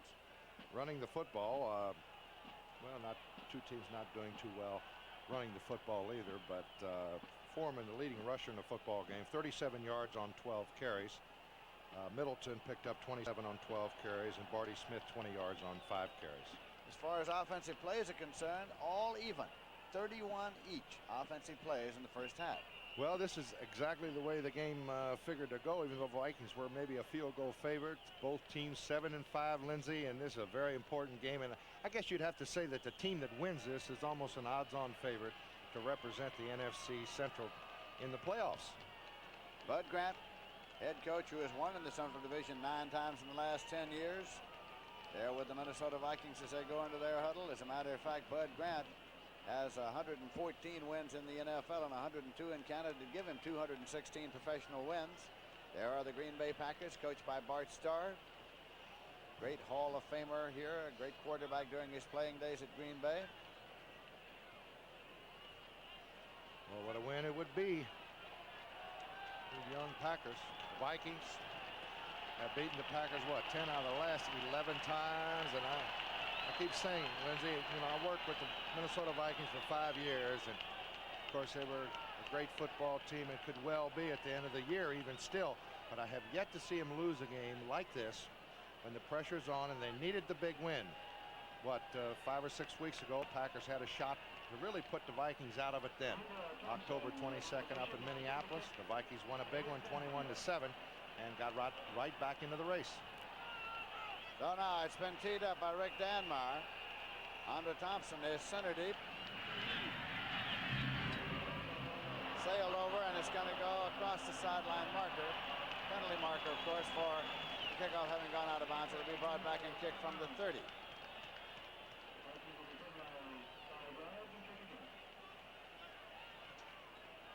It was over to Estes Hood's side of the field. Estes is over there on the far side.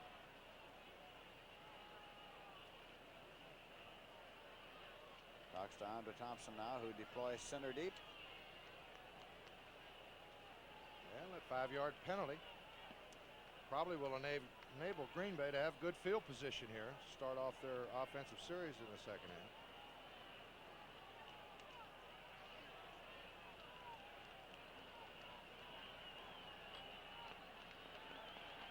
So again, Danmar awaits the whistle, and there it is.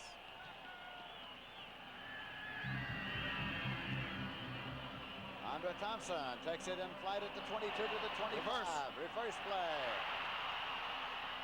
And it is brought up to the 25. Ezra Johnson carrying a defensive end, carrying the football. You won't see that in the National Football League. That's what great respect the Green Bay Packers have for Ezra Johnson. There he is, a defensive end on the end around. Look at him smile. It didn't fool the Vikings. They were set up for it. And Ezra Johnson, the only defensive end in the National Football League that I can remember was used on the end around. A reverse on the kickoff into the bargain. It's 1st and 10 at the 36-yard line. Durdell Middle and Barty Smith are the running backs for David Whitehurst. Durdell Middleton slashes through to the 40-yard line for 4. Jeff Seaman made the tackle. It'll be 2nd down and 6 now for the Packers. Some quick scores. Cleveland's killing LA 30-12, and the Jets are surprising Miami 24-6. Looks like there's a lot of upsets in the making today. We're at that time of year. Here comes Whitehurst for the Packers once again now. 2nd down, 6 yards to go. Andre Thompson in motion across. Middleton. But he's in traffic, and he's pulled down from behind at the 38-yard line. Fred McNeil made the stop, a loss of 2. Make it 3rd down and 8.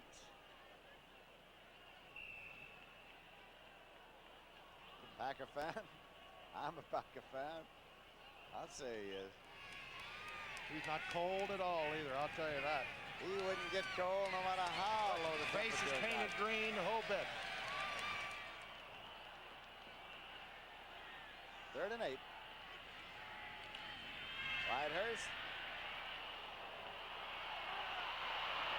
Andre Thompson, the intended receiver. It's an incompleted pass. Matt Blair was there. Whitehurst was leveled, I think, by Carl Eller, causing the flutter on the football. Watch this. From behind the quarterback, here's Whitehurst, setting up real quick, and he was hit just as his arm was in motion. Incomplete. David Beverly has come in to punt the ball now, and Kevin Miller has dropped back to field it.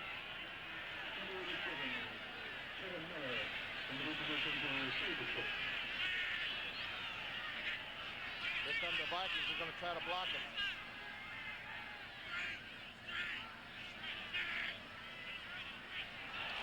Hey, that's Wilson out there. Penalty markers.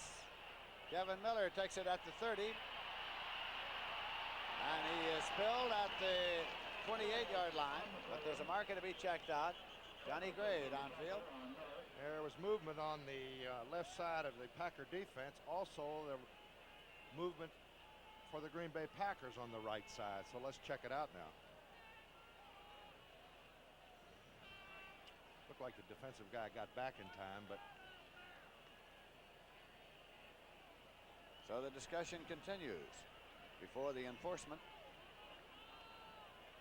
They were thinking about field position. The ball's marked about the 27-yard line. Illegal procedure against the Green Bay Packers. Let's see if we can pick it up. Now, it's going to happen at the top of your screen. Watch. There he jumps off sides, and that pulls the offensive guy to move. Now, he got back in time, and there's going to be a penalty against the Pack. Mike Douglas was the gentleman who moved. They're going to take the penalty. 5 yards.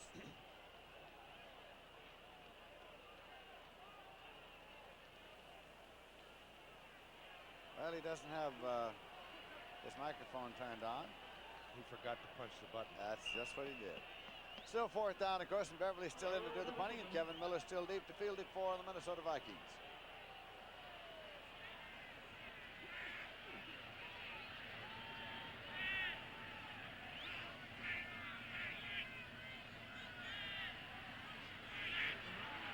Beverly waiting, gets the snap. Kevin Miller, it hits at the 35, but takes a Viking bounce, and it is down at the 36. They gain 9 yards on the penalty. So when play is resumed, the Minnesota Vikings will have the ball 1st and 10 at their own 36. Green Bay leading by a score of 7-3. All the guys that do commercials for light beer for Miller are big stars and guys like that. Me, I'm just a humble bartender, but I drink light too, and I'll tell you why. It's less filling, it's got 1/3 less calories than a regular beer, and it tastes great. Jerry, now that you're a big star, can I have your autograph? Well, sure, Mr. Dangerfield. Hey, would you like mine? Not really. Light beer from Miller. Everything you always wanted in a beer, and less. How about my initials? Look, out on the road. It's a car. It's a Fiesta. It's Wundercar, Ford Fiesta from Germany. With front-wheel drive and Michelin steel-belted radios for sure-footed traction. Fiesta, Wundercar, with responsive acceleration that's quick to the rescue. Fiesta, Wundercar, ready to go long distances on a gallon of gas. Wundercar, disguised as a Fiesta. I like it, Clark. So do I, Lois, at your Ford dealer. Sir, your cape is showing. Next Saturday on the CBS Sports Spectacular, see the World Welterweight Full Contact Karate Championship and more. You'll say, you saw it on CBS Sports. Ball on the 36, 1st down. This is Lindsey Nelson with Paul Horning in Green Bay, Wisconsin. 1st and 10 for the Vikings at their own 36-yard line. Fran Tarkenton has the ball, handing it off to Ricky Young. That's inside a Foreman block and moves to the 43-yard line before Mike Hunt brings him down. Picked up about 7 to make it 2nd and 3. The attendance this afternoon at Lambeau Field, 51,737. Well, there's a few no-shows up here, and even though this game is as big as it is, Lindsey, you get a shot around the stadium, you see all those orange jackets right there. Orange and red. It is deer season up here. They've got 200,000 hunters up here in northern Wisconsin looking for deer. You mind if I walk a little behind you in that coat? I'm not going to float any wooded area. Pitch to Foreman, and Foreman is stopped at the 45-yard line. Dave Roller. Be a little bit short.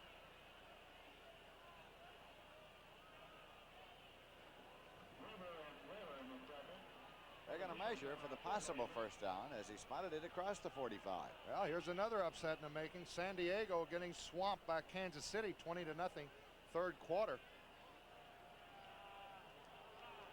And as Paul said, it's a little short. 3rd and inches.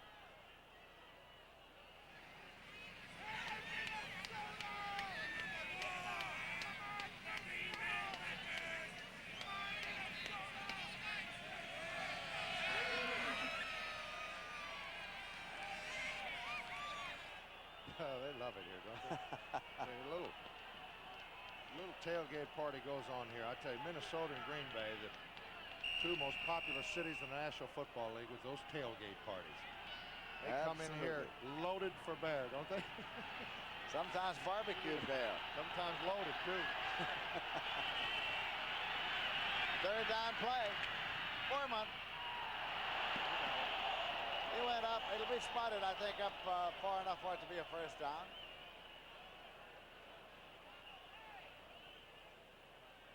Let's watch Ezra Johnson down the right side. Watch him crash to the inside, fights off the block, and he's got Chuck. He's got a piece of him. Judgment call on the part of the referee. See where the forward motion stopped. And the Minnesota Viking is down, and this is an injury timeout. A Viking injury. It'll be charged against them in their timeouts. That's first down. First and 10. Let's take a look. End zone shot here. Here comes Chuck. Up. There's Ezra Johnson right there. First down, Vikings. Play is rezoned. First and 10 at the 46-yard line for the Minnesota Vikings in their own territory. Through here and you squeeze, okay? Hurry up.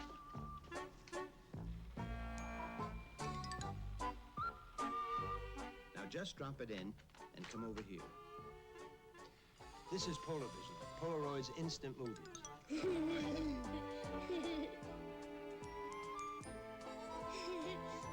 you're crazy.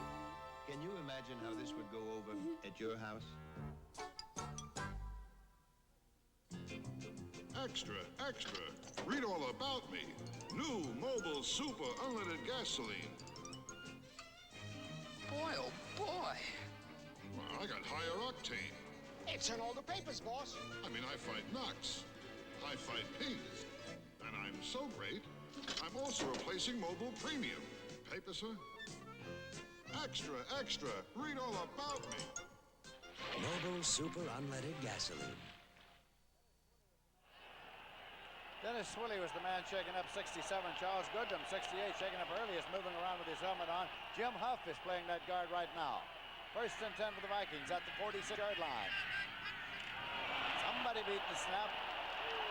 Penalty markers everywhere. Ricky Young. With 61, Dennis Swilley, the right guard, who's filling in one of the guard spots for the injured Charles Goodrum.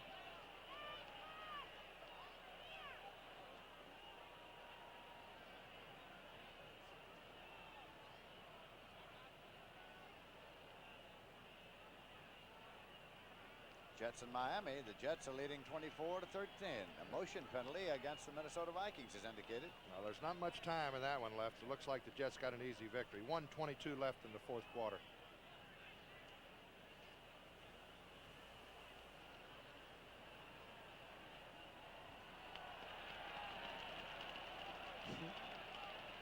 I thought Halloween was a little earlier.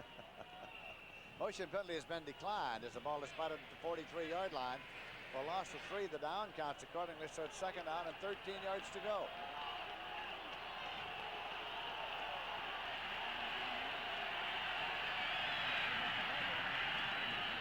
Ricky Young wanting to cut back. And he is wrapped up at the 46 by Gary Weber and Mike Hunt. So it'll be third down and 10 yards to go.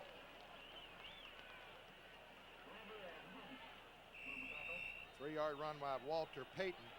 Third quarter, the Bears lead Tampa 7-3. Here comes Washington into the ball game now. Harry Washington, a rookie wide receiver from Colorado State, and therefore the Minnesota Vikings.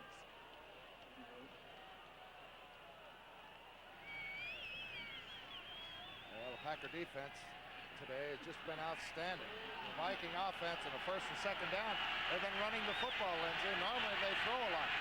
Third down and 10 yards to go. Washington and White are double to the left side. Ryshawn to the right side. Penalty markers thrown. Whistle stops play.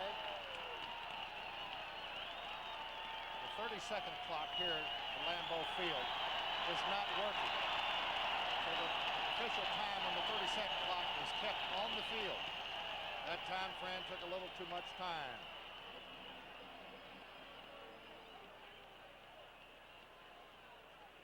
report on Charles Goodrum, the starting left guard. There's the 30-second clock, and you see it's not working. Charles Goodrum's got a Charlie horse, probably will not see any action. Ball moves back to the 42-yard line, where it is 3rd and 14. Again, they double Washington, and White to the left side, and Fran Tarkenton retreats. And he throws, and it's incomplete. The defender was Mike McCoy, Harry Washington, the intended receiver. 4th and 14, and the hand is for the Green Bay Packer defense coming off the field. Good coverage that time by Mike McCoy. Flag was not thrown. Harry Washington, I think, Lindsay looked around as if to say, where's the flag? But no pass interference. Greg Coleman is coming to do the punting, and Johnny Gray has dropped back now for the Green Bay Packers. Coleman standing back there at his own 27-yard line.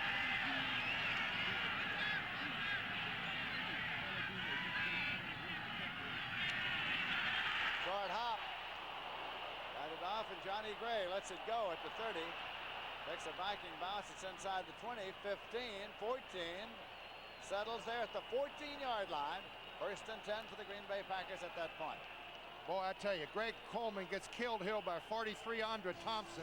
Now, if you're wondering why this is not roughing the kicker, well, of course, it was a good acting job anyway. The Stevens estate. The $20,000 Mercedes looks right at home. So does the $5,000 Granada Ghia, sometimes mistaken for a Mercedes. It's an American classic. Meredith Manor. Mercedes styling looks at home. And Granada's does too. Hamilton House. Mercedes classic styling. Granada's classic styling. And the Granada price makes it right at home at any home. The '79 Ford Granada at your Ford dealer. By the time this day is done, you'll turn a mountain of canvas and a truckload of living dynamite into one of the world's oldest fantasies, the circus. Now comes Miller time.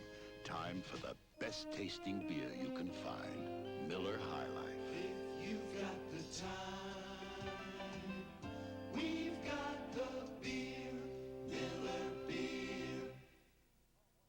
Next Saturday, see Tom Weisskopf, Nancy Lopez, and other top touring pros in the Mixed Team Championship of Golf. You'll say, you saw it on CBS Sports. Bart Starr, the head coach of the Green Bay Packers, looks on. 1st and 10 for the Pack. They have the ball at their own 14-yard line. David Whitehurst brings them up. Running backs are well split. Middleton is carrying out to the 17-yard line before Jeff Seaman brings him down. A gain of 3 will make it 2nd down and 7 yards to go. That's the final. The Jets over Miami. Matt Robinson, a fine young quarterback who took over for Richard Todd earlier in the year when he was hurt. He's done his thing again, Lindsay, threw a couple touchdown passes. Walt Michaels has done one of the real outstanding coaching jobs in this league. He sure has. That team can score. Very explosive.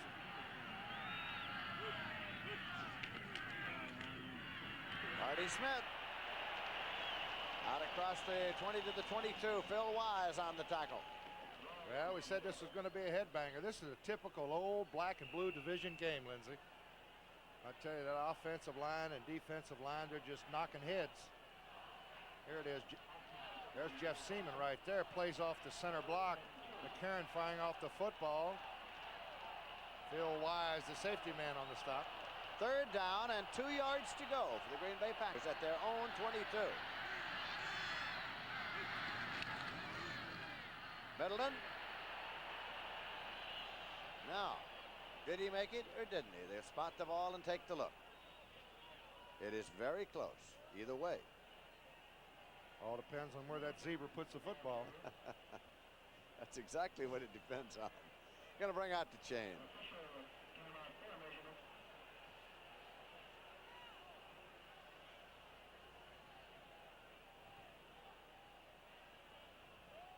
So it's either 4th down or it's 1st down. It's 1st down. 1st and 10 for the Green Bay Packers.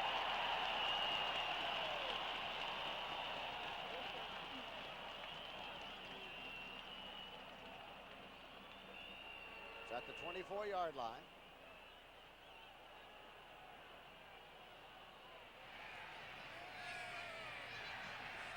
We have 9 minutes left to play in the third quarter. The Packers are leading by a score of 7-3. Middleton moves over to the right set. Middleton. He was corralled. Fred McNeil. Loss of a yard on the play, so it'll be second down and 11 yards to go.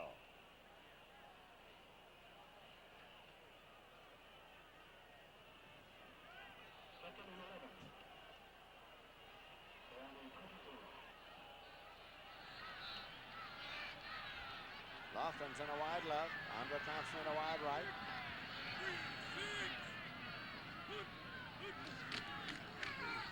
Fumble! And Vikings recover at the 21-yard line. James White's on the ball. Middleton fumbled the ball. James White recovered, first and 10 Vikings at the Packers' 21-yard line. The 3-year veteran from Oklahoma State very early here pounces on the football. He takes an inside charge here. There's Barty Smith out front. Watch Seaman diagnose the play. Plays off the guard, 57. Go for it. Now the ball's free. Just a mix-up on the hand. Comes right. Look at James White. Give me that ball.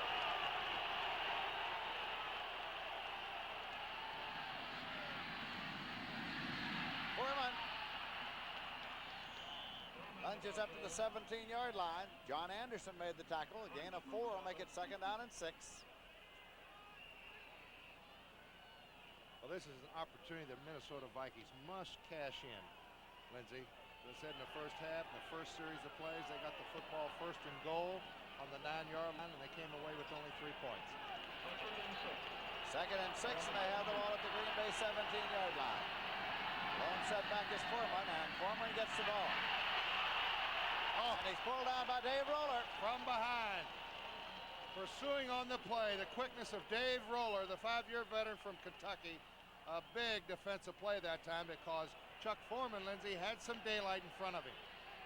Third down and 4 yards to go at the Green Bay 15.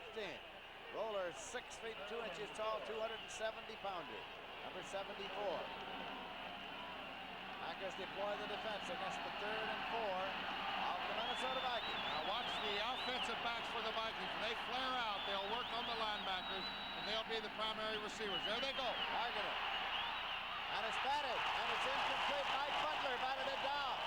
Big Mike Butler, 6 feet 5 inches tall, got up there and got a big hand in front of it, and so the field goal unit comes on. End zone shot of Fran. That's exactly what they tried. Both backs swinging out of the backfield. They're working on the linebackers right here, and watch number 77. The ball released by Fran right there, and he sticks his big paw, 6'5", as Lindsey said. And you see Ricky Young was open to the outside. A 32-yard field goal attempt for Dan Meyer, who had a 19-yarder earlier. Kraus puts it down. Dan Meyer boots it up. 32-yard is no good. It is no good. And so it goes and play first and 10 at the 20-yard line. He didn't swallow the olive, did he? My. Score remains 7-3. What comes out of a loudspeaker is only as impressive as what goes into it. Pioneer's HPM speakers have a unique super tweeter that breathes to produce incredible highs. Its driver delivers remarkably crisp mid-range. Its bass you not only hear, but feel. So instead of sounding great on part of the music, HPM speakers sound great on all of it. Pioneer, we bring it back alive. Not again. You okay? I was running to rent a car, and this man was tying his shoelace, and just as I was about to jump over him, he stood up. If you had an Avis Wizard number and a reservation, you could walk through airports. Just show your credit card, license, sign, and get your car. Oh, good, let's go. Avis. Whoa. Whoa. I'm walking through airports. Avis now features GM cars. Avis, we don't know another way.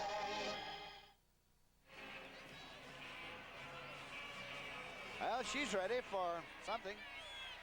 And we're ready for 1st and 10 for the Green Bay Packers at their own 20-yard line, and they're still leading. Oh, big break for the Packers. First down. Nice, they have given the ball to the Vikings inside the 20, and the Vikings have been able to cash in only 3 points as a result. 1st and 10 at the 20-yard line. Middleton moves over to a left set. Marty Smith to the 23-yard line, where it'll be 2nd down and 7 yards to go. Seaman, James White on the tackle. Clock is running with 6 minutes, 33 seconds remaining to be played in the 3rd quarter. Bud Grant, squarely in the center of your picture there, hands thrust deeply down into his pockets.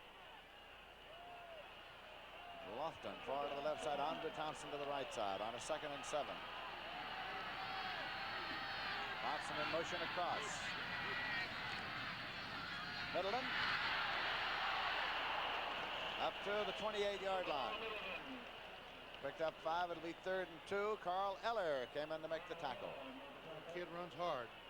Carl Eller, the games that we've seen, they just played outstanding defensive football once he got back into the lineup. Had a little contractual problems earlier in the season. 3rd and 2. Before the crowd rise to the occasion for the 3rd down. Marty Smith, the up back. Turdell Middleton is the tailback in the I formation.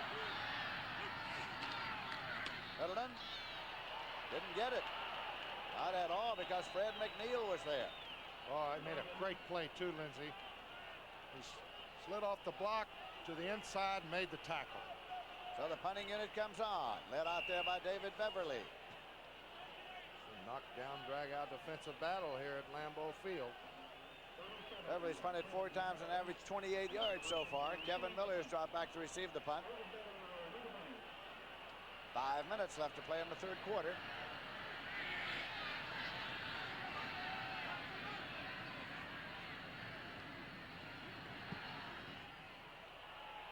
Kevin Miller at his 40, and that's it, at his 40. Downfield was Walter Tullis and had him on his shoulder. Looked like he made a half-fair catch then. Well, tomorrow night on CBS, some big shows coming up. For instance, can a former basketball star cut it with a bunch of streetwise kids? The exciting premiere of The White Shadow kicking off tomorrow night's top lineup. Then stay tuned for MASH. Follow that one day at a time. And then Lou Grant tomorrow night on CBS. 1st and 10 at the 40-yard line. Harkinen dropping back. Ricky Young got 7 yards on the completed pass play at 2nd down and 3. I think you're going to see a different Fran Tarkenton right now. That's, I think, to the best of my recollection, that's the first time he's thrown on 1st down in a long time in this football game. I think Fran's going to try to open it up now. Here's a final score now. Buffalo defeated the Giants 41-17. Oh, they just killed him. Terry Miller scored. 39-yard run. Ferguson, touchdown pass. Buffalo, big over the Giants. 2nd down and 3 yards to go. Vikings at their 47. Ricky Young fumbled the ball as he got to the 50, and Green Bay recovers at the 49-yard line. The Packers have Young's football. Young got tripped up, hit the ground, coughed up the football, and the boys in green, number 29, Mike McCoy on the recovery for Green Bay. Here it is. Ricky Young off the left side. Chuck, I think, started a little bit too soon. John Anderson fought the block of Foreman on the inside, and Mike McCoy comes up with it for the Pack. So now the Packers are leading by a score of 7-3, and they have the ball 1st and 10 at their own 49-yard line. 4 minutes left to play in the 3rd quarter. Andre Thompson in motion back toward the inside. Whitehurst has the ball and pumps it out to Rich McGeorge. McGeorge is ridden out of bounds at the 31 or 2-yard line. It was Phil Wise there with Nate Wright. His 2nd catch of the day. And the Packers had the right call called, Lindsey. They caught Minnesota in a blitz. Now watch, here comes Seaman to the left side on the blitz. Here comes Matt Blair, also a linebacker on the blitz. And David Whitehurst shows a lot of cool right here. Just stood right there. He knew he was going to be hit. And he got it off to his tight end, Rich McGeorge, for a 19-yard pickup. Phil Wise on the stop. 1st and 10 at the 31-yard line. Packers are in Minnesota territory now. This the battle for the top spot in the Central Division of the National Football Conference. Marty Smith, the fullback. Cordell Middleton, the tailback.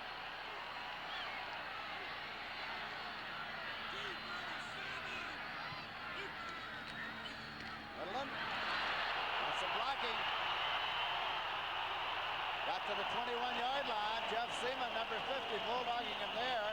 He was trying to struggle to the sticks. They'll take a look now to see whether or not he made it. A little bit short. A little short, says Whitehurst. Boy, what a block Barty Smith threw for Middleton. He leveled, I think it was a linebacker, McNeil. They're going to run a double tight end. Paul Kaufman comes in now. It'll be 3rd down and less than a yard to go. Hi, Mom. I wonder why none of the ball players ever say, hi, Dad. You ever see it? They always say, Mom. Of course, that's beautiful. 3rd down, less than a yard to go.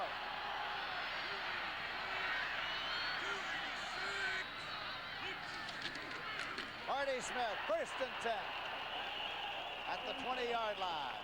So it'll be the Packers retaining possession.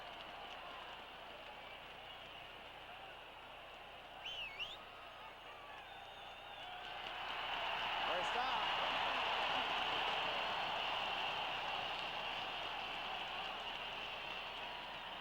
2 minutes, 21 seconds left in the 3rd quarter. Here comes Culbreth in there now, and Barty Smith's coming off for the Packers.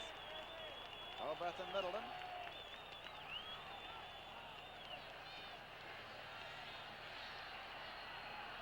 They double onto Thompson and Lofton to the left side.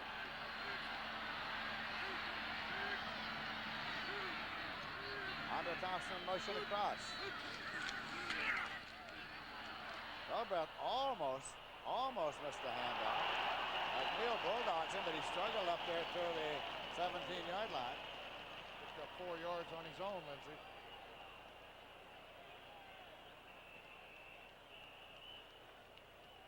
This is an official's timeout for Darrell Goforth to come off. Goforth is coming off on the near sideline. He got his bell rung a little bit. Leotis Harris checks in.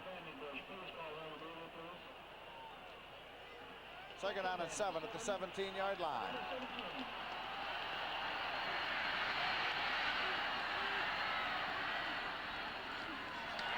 Middleton, and he is through to the 6-yard line. Middleton to the 6-yard line, where it is 1st down and goal to go. Tom Hannon brought him down. And this crowd is on its feet. Good running. Watch the blocking here. Center blocks right. Right guard pulls, gets the middle linebacker, gets a standoff, and Turdell Middleton on the inside cuts back to the right for the 1st down. The ball's just outside the 6. 1st down and goal to go. Middleton to tailback in the eye. Turdell Middleton. No gain. Cut down by Tom Hannon at the 6-yard line, 2nd and goal. 28 seconds remaining to be played in the 3rd quarter. Well, 7 points would really put the pressure on. 3 points. Vikings are hoping for a field goal attempt in this situation. Boy, a 14-3 lead would look awful big right now for the Packers' chances of going on. Of course, they'll take a 1-game lead if whoever wins this football game, and they're really not a cinch. But the winner of this football game, Lindsey, would be in a pretty good position, wouldn't he? Timeout, Green Bay Packers. Whitehurst going over to the sideline now with 4 seconds remaining to be played in the 3rd quarter. Whitehurst talking to Bradkowski. Tonight on CBS, you can spend the night with CBS, starting with 60 Minutes. And then, of course, it's the all-time favorite, All in the Family, followed by Alice, Kaz, and Dallas. That's all on CBS tonight. Right here, Bud Grant peering out onto the playing field. And Fran Tarkin is standing to the left of Bud Grant over there. You see the huddle. Whitehurst talking Zeke Bratkowski, Bart Starr right in the middle. John Maher. The play is resumed. It is second down and goal to go. Packers have the ball at the 6-yard line of the Minnesota Vikings. 4 seconds remaining to be played in the third quarter, and the Packers are leading by a score of 7-3. Bart Starr and Bratkowski there talking to Whitehurst. So he has the play, and here he comes.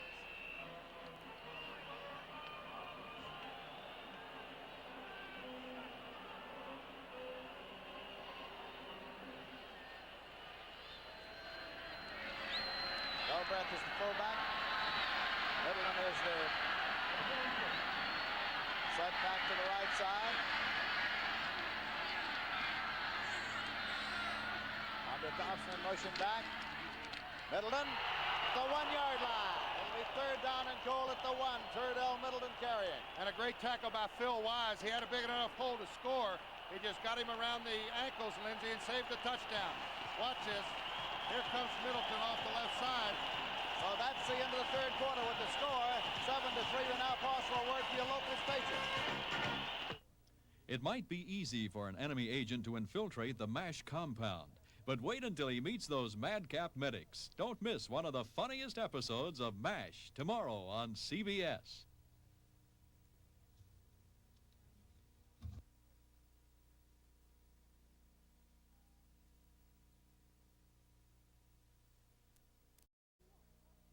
Hey, CBS, what's coming on? Tuesday on the paper chase, the professor's daughter has a romance with Hart and threatens his career. I feel terrific.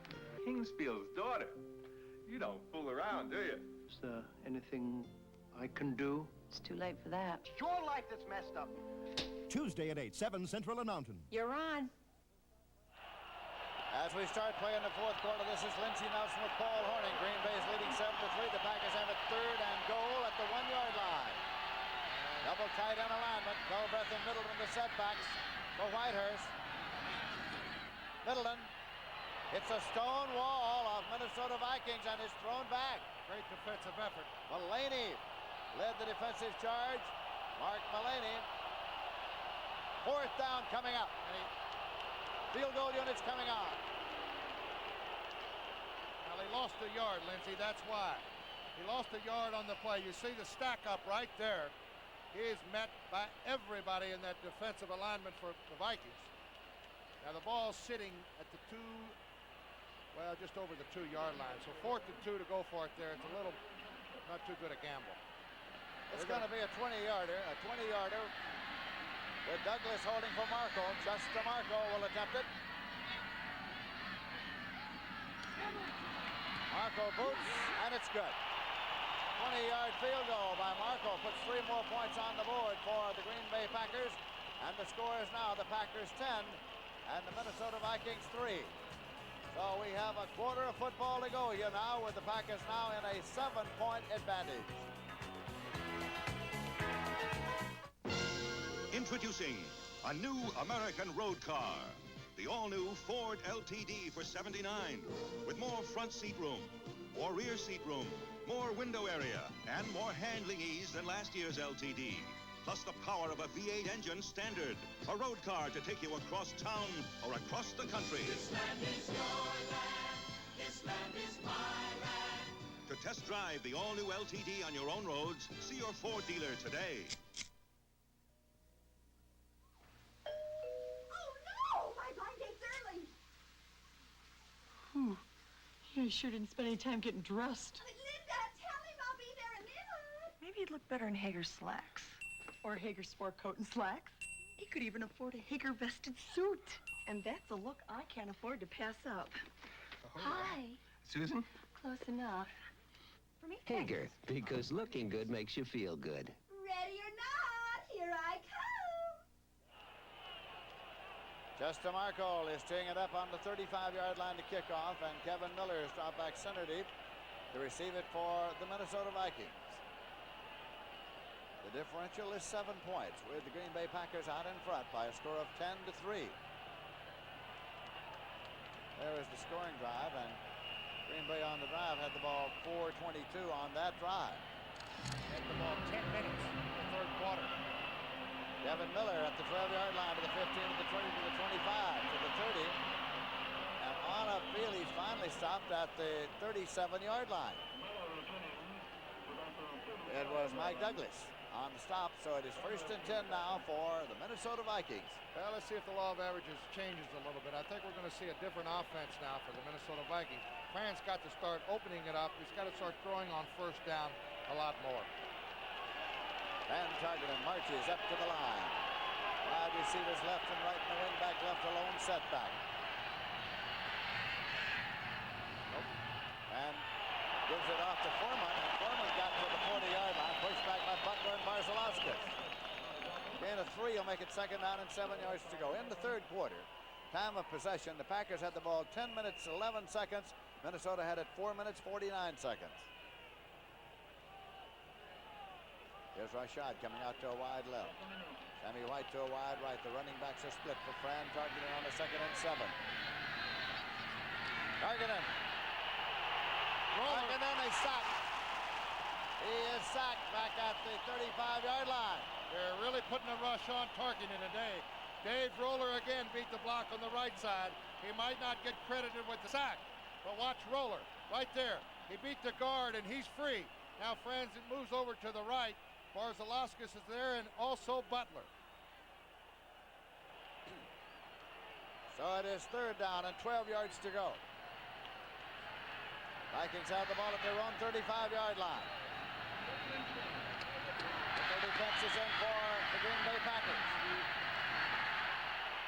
Tarkenton spinning out and stops. Hit just as he unloaded the ball, and it is intercepted. I think it is intercepted at the 46-yard line. The Green Bay Packers have the ball, and it's Willie Buchanan with his 9th interception of the year. And that'll tie him with Ken Stone of St. Louis for the NFL lead. The 3rd time Tarkenton's been intercepted today. And again, it's that defensive pressure by the defense. Watch this. Watch Butler. He goes down. He gets back up. Here comes Barzalauskas and a host of them.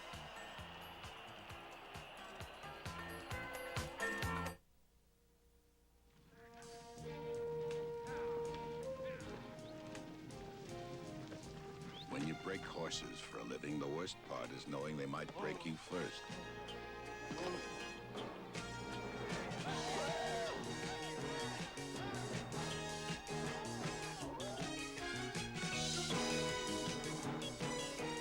Once you've done your job, the best part is knowing you've turned a terrified animal into a horse a man can count on. And now comes Miller time. Time to ease off and head for the best tasting beer you can find. Miller High Life, America's quality beer since 1855. When it's time to relax, one beer stands clear. Miller Beer. You got the time, we got the beer. Miller Beer. NFL action begins next Sunday with the NFL Today, followed by a full slate of regional games. You'll say, you saw it on CBS Sports. As Dave Roller. I got one. I'm going to get me one now. All right. By myself, Paul. All by himself.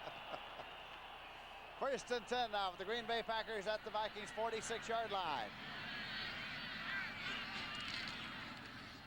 Middleton got only 2 to the 44. It's 2nd down and 8 yards to go.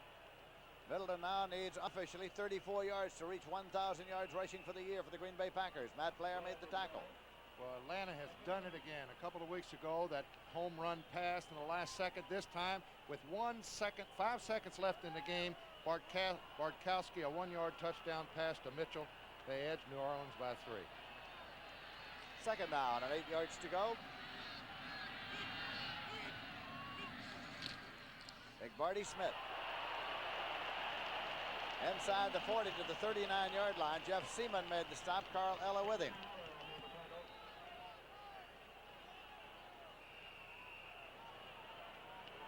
Here's another final score. Cleveland knocked off the Los Angeles Rams and not only knocked them off by a final score of 30 to 19. Boy, Greg Pruitt scored 1. Mike Pruitt scored 1.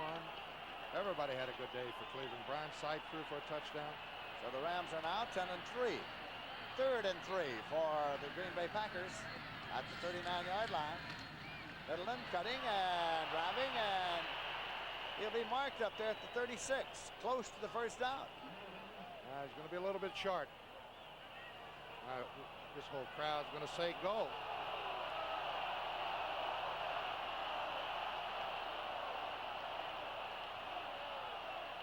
And now this is Minnesota injury timeout. There is a Minnesota injury. Punting unit is coming on for the Green Bay Packers. Well, the way the defense is playing, and I know that's what Bart Starr's thinking about, Lindsey, the defense for the Packers has just been playing outstanding football, and they just want to pin the Vikings as deep in their own territory as they can.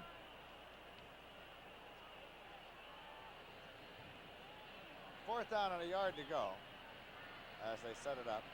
Devin Miller has dropped back to receive the punt of David Beverly.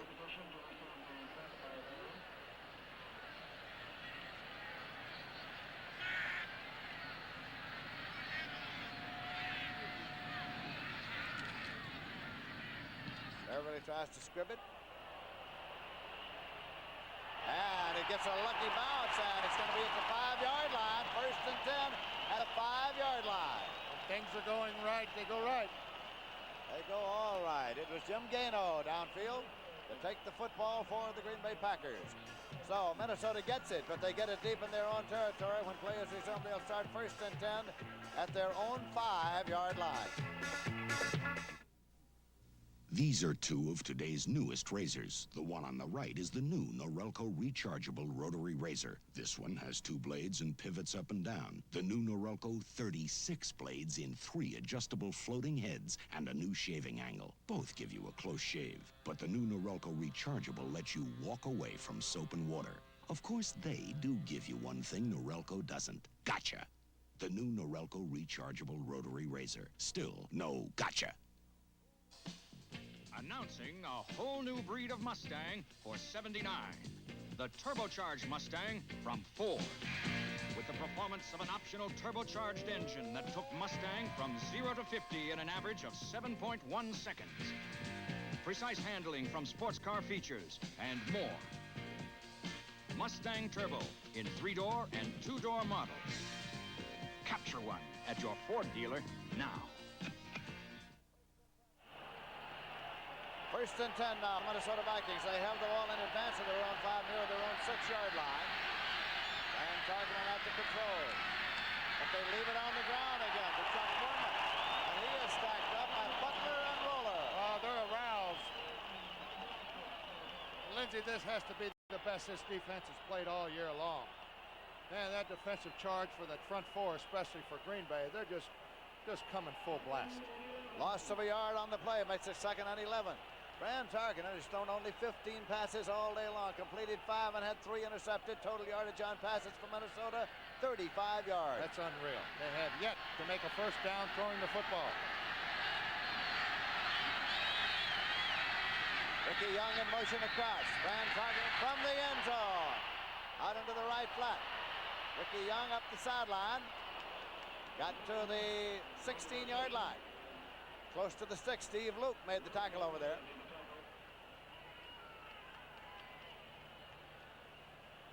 They're taking a look now about the possible first down. New England and Baltimore tied up 7-7. Second quarter, I think. It is a first and 10. First and 10 for the Vikings at their 17-yard line. That's the first down passing for the Vikings. Packers are leading by a score of 10-3. The margin is still to 7 points for the Green Bay Packers. Targeted. Out into the right flat to Foreman. Chuck Foreman puts his head down and drives to the 19. Steve Luke there. Gain of only 2 yards on the completion makes it 2nd down and 8 yards to go. Clock is running with 10 minutes, 20 seconds left to play in this game.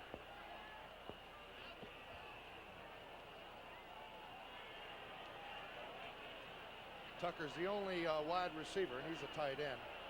Rashad nor Sammy White has caught a pass.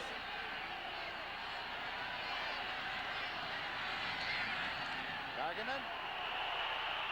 Then short to Foreman. Got 1 yard on the completion. Mike Hunt wasn't on the play, so it's going to be 3rd and 7 at the 20-yard line. Well, that's one time when he should not have done his little twist, Lindsey. He could have got by that man. There's Dave Hanner, defensive coordinator on the sidelines for Green Bay.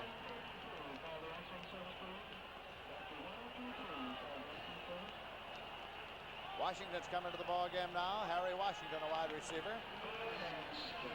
Nickel defense is in there for the Green Bay Packers. 3rd and 7. 7 for 15 in 3rd down conversion.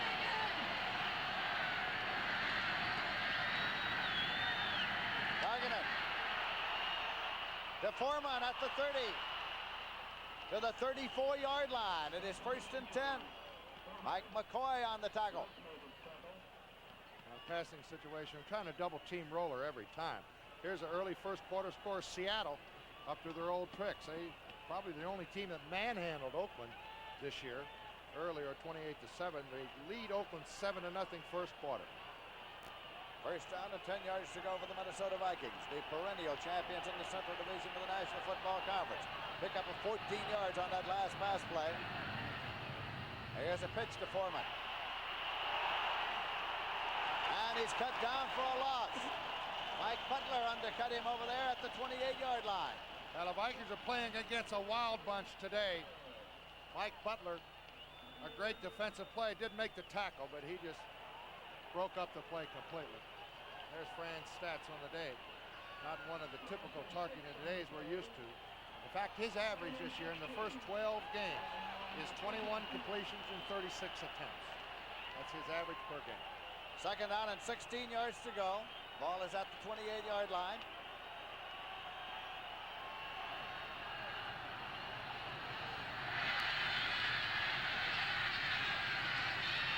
Foreman to the 32. It'll be 3rd and 12 now for the Vikes. Weaver was in there on the stop. Well, I'm not going to fool anybody with a play like that on 2nd and 15. You're going to have to go upstairs, Fran. Mike Douglas comes in defensively now for the Green Bay Packers. Chuck Foreman has come off and Robert Miller's in there for the Vikings. 3rd down and 12 at the 32. Targeted.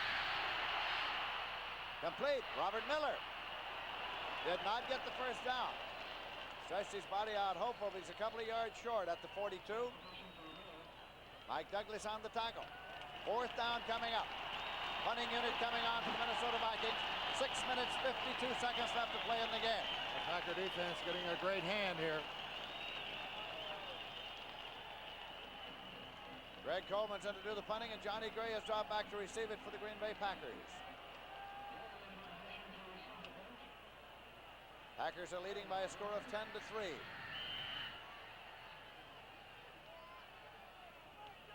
Whistle stops the clock for the moment. Reposition the ball, and they're going to put a new ball in play. 6:31 on the clock. Greg Coleman waiting to get the snap. Johnny Gray deep.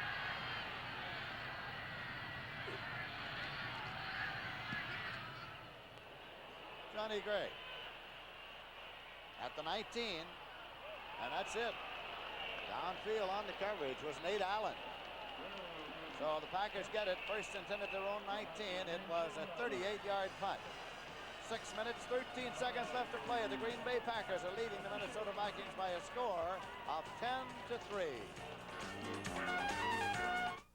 It's 1934, and for miles around, there's just desert. Joe Jamaro over there, he dreams of farming this dust, and all he needs is water. Oh, there's plenty of water around here, except it's more than 1,000 feet straight down. Bringing it up's going to cost plenty.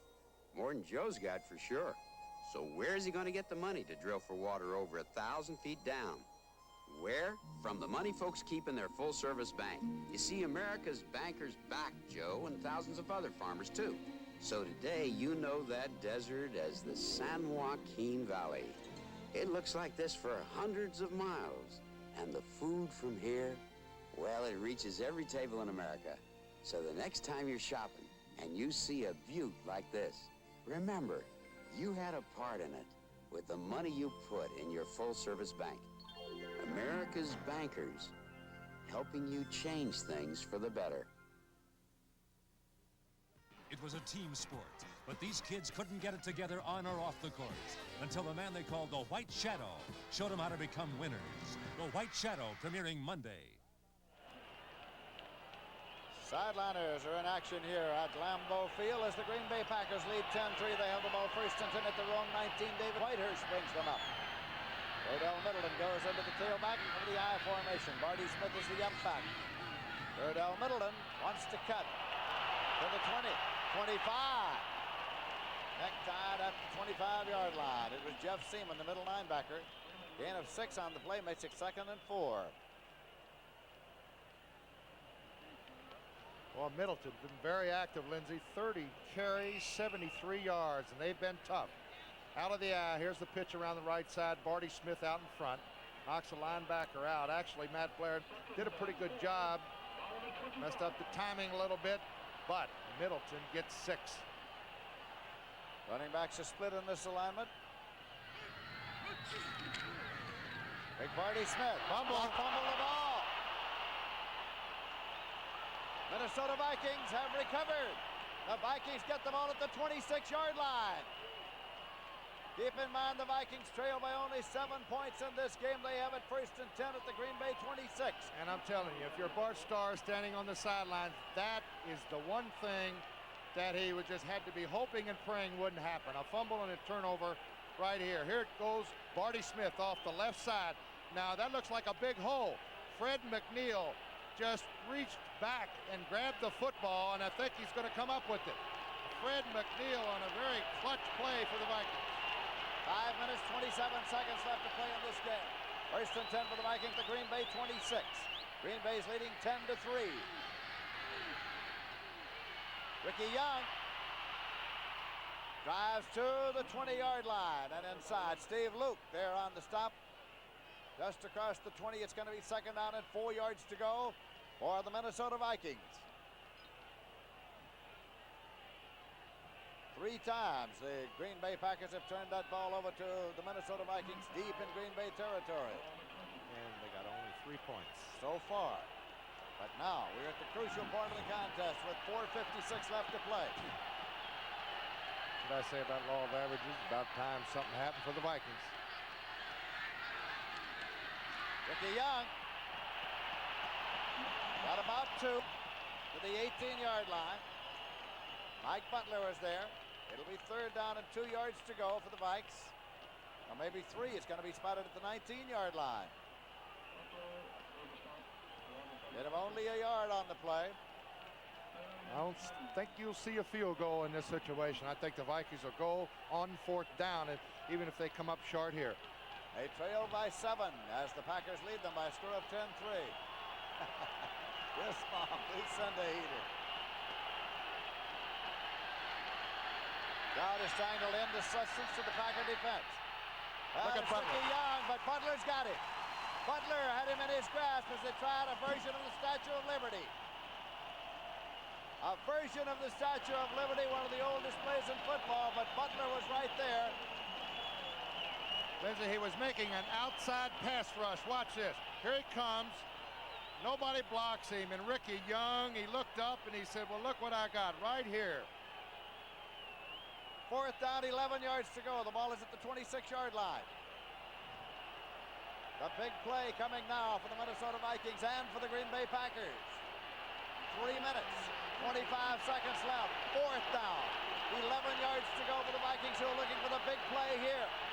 Knowing that they trail by 7. They blitz. Targeted. Going long to the end zone, and it is deflected. Incomplete. The ball goes over on downs. Mike McCoy. Mike McCoy made the save. Sammy White, the intended receiver. They threw a blitz at the Vikings. They picked him up, and they still had Sammy White double covered. Watch the blitz. There go the inside linebackers. The Vikings picked up well, and targeted now. Lumbers over to the left side and throws for the home run in the end zone. And you see they got him short and long, and that's Mike McCoy who has the football for the incompletion. So the ball goes over on downs to the Green Bay Packers, who have it 1st and 10 at their own 26. 3 minutes, 11 seconds left to play in this game. And the Packers are leading by a score of 10-3.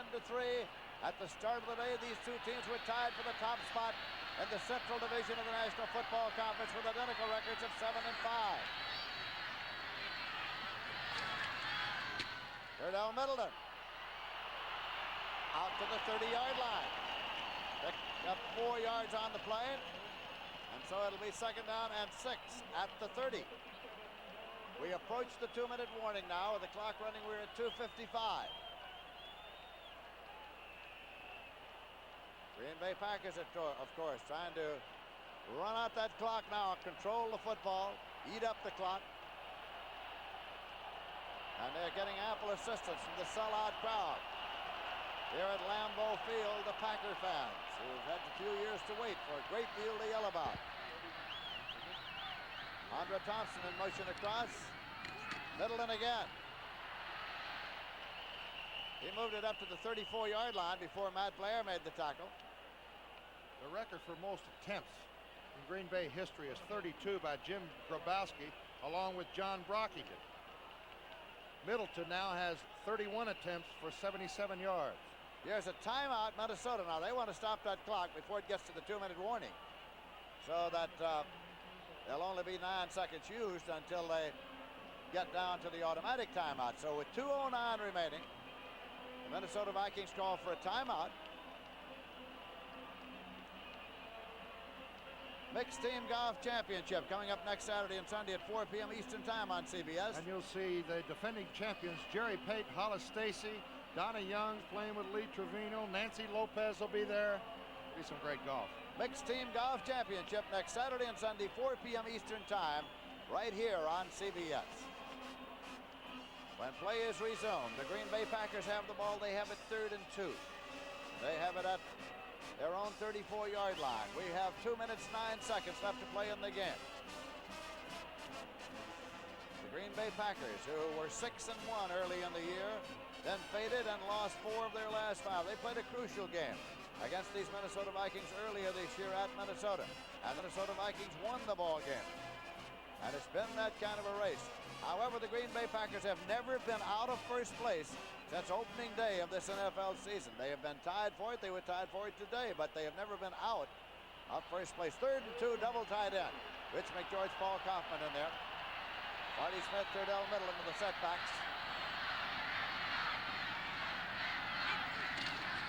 Middleton, but he did not get it. He is short. He is short, and we'll get to the 2-minute warning. We're down to 2:02, 2:01, and that's it. So there's the whistle sounding the automatic timeout that comes with the 2-minute warning. Here it is, and a good defensive effort again by the Vikings. They stop him a little bit short. So when he come back, Green Bay will have to punt.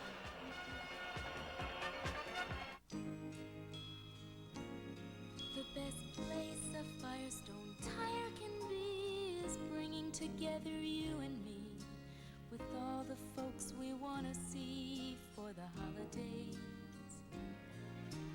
Firestones travel miles and miles to help bring a lot of smiles for the holidays.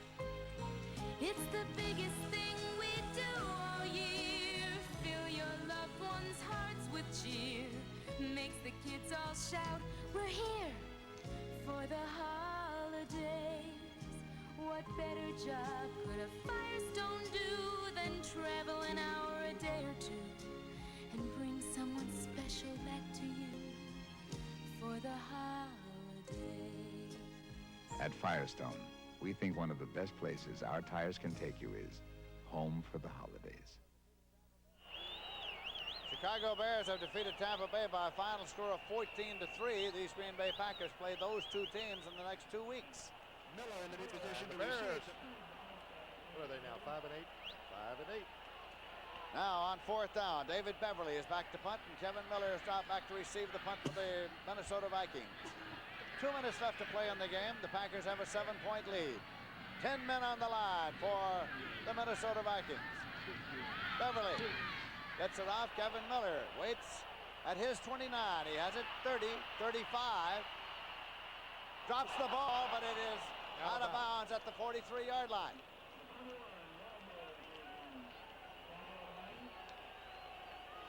Well, there's no shortage of action on CBS's movies this week. Tuesday, a motorcycle wow man, an ex-trucker, and a gutsy gal take on a vicious gang of hijackers in the television premiere of Highballin', starring Peter Fonda and Jerry Reed. And then Wednesday, share an adventure that will stir your heart. One of the most popular movies ever made, Billy Jack. The movie is on CBS. Now 1st and 10 for the Minnesota Vikings. The ball at their own 43-yard line. This crowd is alive here in Green Bay. Van Tarkenton now up the middle, and it is incomplete. Foreman contending that he was being held by Mike Douglas. Then he was. I think he was. 2nd and 10 at the 43-yard line. This has not been one of Fran Tarkenton's best days by a long shot. But I tell you one thing, if you're going to think of one quarterback to have to move your football team the last 2 minutes of the game, this is the guy that you would pick. Here's the way things stand right now, pending the outcome of this ball game, of course. Detroit played on Thanksgiving, and Chicago and Tampa Bay have finished, and Green Bay and Minnesota haven't. 2nd and 10 at the 43-yard line. Van Tarkenton up the middle and complete. That's the first time today that he's completed a pass. Sammy White to his wide receivers. Sammy White open on the inside, 1st down Vikings. At the 36-yard line of the Green Bay Packers, and the Vikings are ready to go. But it's just outside the 36. Yeah, he's got to watch his timeouts because he doesn't have 3. He only has 2 left. 1:22 left to play in this game. Now a short drop, and he hit his receiver in the back, Rashad. Rashad took an out cut and got hit in the back. Boy, he was wide open. He was not looking for the pass. 2nd and 10 at the 36, and that stops the clock with 1 minute 18 seconds left to play. Green Bay leading by a score of 10-3. Clock starts again on the snap following the incompletion.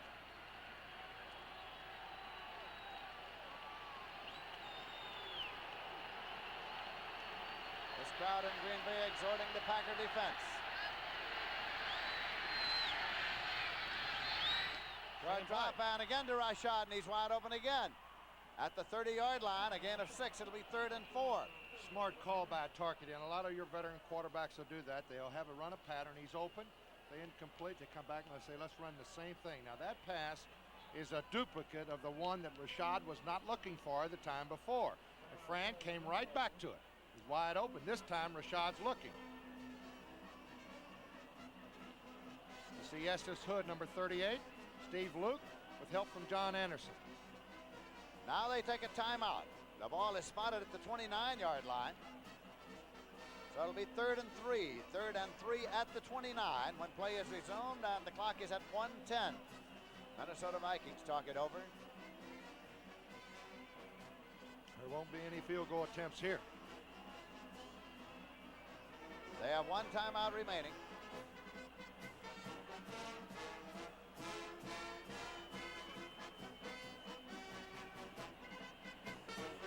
Here comes Fran Tarkenton back to the huddle now. The Board of Strategy has decided what it is that they have decided to do.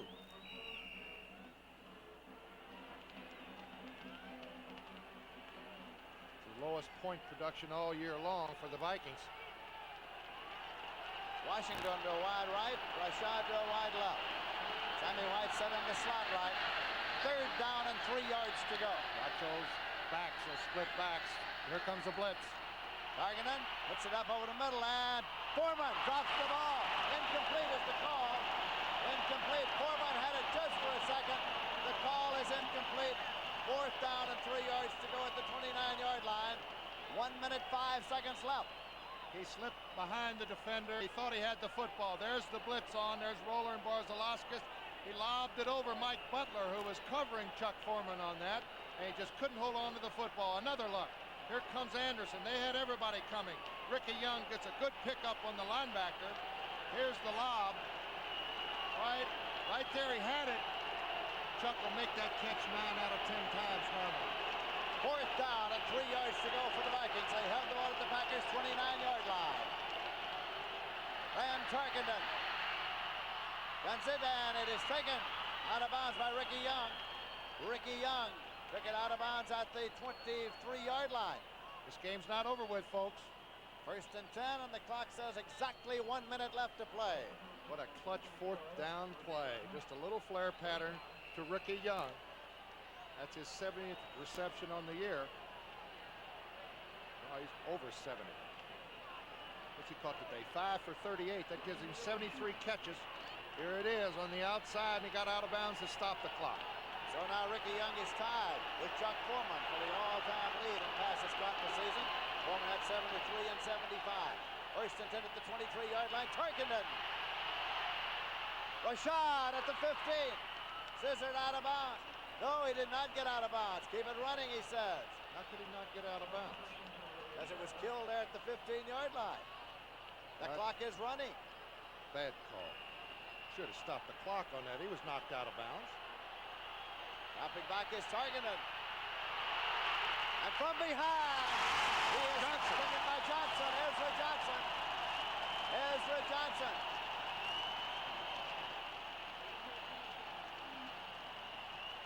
So it's going to be third down now and 7 yards to go. They got one timeout left. And the clock is down to 32 seconds. Wind it up, says the referee. It's down to 28. Tarkenton. Tarkenton and with someone holding on. The feet were pulled out from under it. Roller had him by the foot, which is why the pass was short. Well, he hollered up in the booth. He said, Paul, I'm going to get another sack. He and Mike Butler have one each today, and watch Dave Roller. He's just beaten the guard almost every time. There's Dave Roller hanging on, and as you said, Lindsay, he caused the pass to be incomplete. Fourth down and 7 yards to go for the Minnesota Vikings. Just inside the 20-yard line of the Green Bay Packers. 23 seconds left to play. The Packers are leading by a score of 10-3. Another big fourth down now for the Minnesota Vikings, and listen to the crowd. They're on their feet here at Lambeau Field. And I am too. Tarkenton steps up, complete to the 5-yard line to Sammy White. Sammy White to the 5, and now here is a timeout, Minnesota Vikings. They used their last timeout to stop the clock at 14 seconds. And Fran very quickly looked around to see if there were any flags. There were none. First and goal at the 5-yard line for the Minnesota Vikings. So it's all come down to this. 14 seconds on the clock. 7 points separating these two teams. They were tied, of course, at the start of the day. Identical records of 7 and 5 for the lead in the Central Division. So we'll have 14 seconds when we come back. I like pickles. They don't like me. Send your stomach some Digel. I like pizza, but it doesn't like me. Send your stomach some Digel. Digel's special combination of antacid and anti-gas ingredients gives you fast, gentle relief from acid indigestion, heartburn, and gas in just minutes. I like hot dogs, but they don't like me. Send your stomach some Digel. Is one of the most advanced motor cars ever built, and it's equipped with one of the most advanced car stereos ever built. It's by Craig. Who else? A power play cassette system, AM/FM road-rated receiver with digital station readout that becomes an electronic digital. First and goal at the 5-yard line. The ball is loud up to Rashad, and he's got a touchdown. Rashad has got a touchdown. Mike McCoy was up there with him, but Rashad took it for the touchdown. A beautiful pass and a great clutch catch by Ahmad Rashad. They burned Mike McCoy the last time with 3 touchdown passes on his side, Lindsay, up in Bloomington. And right here, watch Ahmad Rashad go up for the football. McCoy's got a hold of it, but Rashad was not to be denied. Conversion attempt coming now. The score at this moment is Green Bay 10, Minnesota 9. Van Meyer would attempt it. Ezra Johnson is the guy who's going to try to jump up. He did not. It's good, and the score is tied. Dan Meyer with Krause holding converted, and so the score is tied at 10-10, and 10 seconds remain to be played in regulation playing time. Ezra Johnson is shaken up there, Lindsay, or is it just disgusting? Number 78, Ezra Johnson. Keep in mind now that the clock does not start again until the ball is touched by a member of the receiving team in the field of play, not when it's kicked.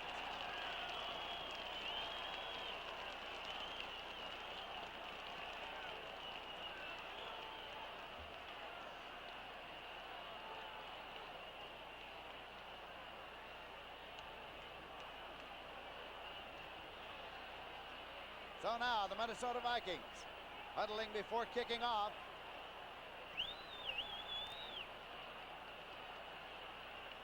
Danmar getting ready to tee it up.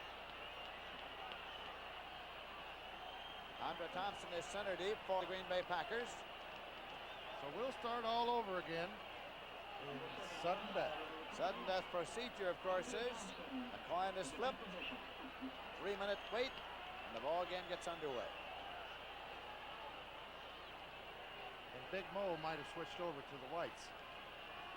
Big Mo Minham may very well have switched over to the whites as the Minnesota Vikings came on late to tie the score after Green Bay had led most of the day. Bounced by Danmar, wanted no return. And it is being returned by Steve Wagner, and he gets it up to the 43-yard line. 6 seconds on the clock. Now they've got a fate possibility here. How about the game with Atlanta and New Orleans? They threw it up for grabs, they got the touchdown. Now, of course, they've got to throw it a home run of about 70 yards to get it to the end zone. But a game cannot end on a penalty. The thing you'd be hoping for, if you're going to go for the bomb, would be interference. Then that would give you one more play. And if it's deep enough, here it comes. Here comes the three receivers to the right side. Lofton, Tullis, and Thompson. 1st and 10 at the 44-yard line. Whitehurst waiting for the snap. 3 receivers over 4 on the right side. Downfield they go sprinting. That's put up by Whitehurst. And it's taken by Andre Thompson. He is at the 6-yard line. Time has run out. Time has run out and the game is over. It's ending in a tie. We'll have a sudden death. Andre Thompson took it at the 6-yard line. Oh, he all looked as if he could have slipped in for the touchdown. Here come your 3 receivers. Now the thinking on this is either to try to back the ball. You cannot hit the ball and knock it forward, but if it's slapped up by one of those white guys right there in the white jerseys, up, there it goes. Andre Thompson's got it right here, and there's Tom Hannon making the tackle. 50-yard pass. Of course, now, if they would have had interference on that call, Lindsey, they would have had the ball 1st and goal, and they could have tried a field goal there. That was a Minnesota injury, and attention is being given right there. It's Tom Hannon. Yes, Tom it is. Hannon, Tom the free Hannon. safety. Now we're going to have the toss of the coin at midfield to see who gets the football in the sudden death. We used to toss coins on the corner when we were kids, you know, just fool around. Can you imagine now we got a coin toss and sudden death is so important to call it right. Whew. Green Bay Packers have their delegation out there, and they are awaiting the delegation to represent the Minnesota Vikings. And led if you're by Mr. James Marshall coming out now. Lindsey, if the fans at home are wondering about the wind, I wouldn't be able to tell you which way it favors if they're kicking a field goal, right or left. It's kind of a swirling wind here in Lambeau Field. And the toss, it's in the air. And the toss has been won by the Green Bay Packers.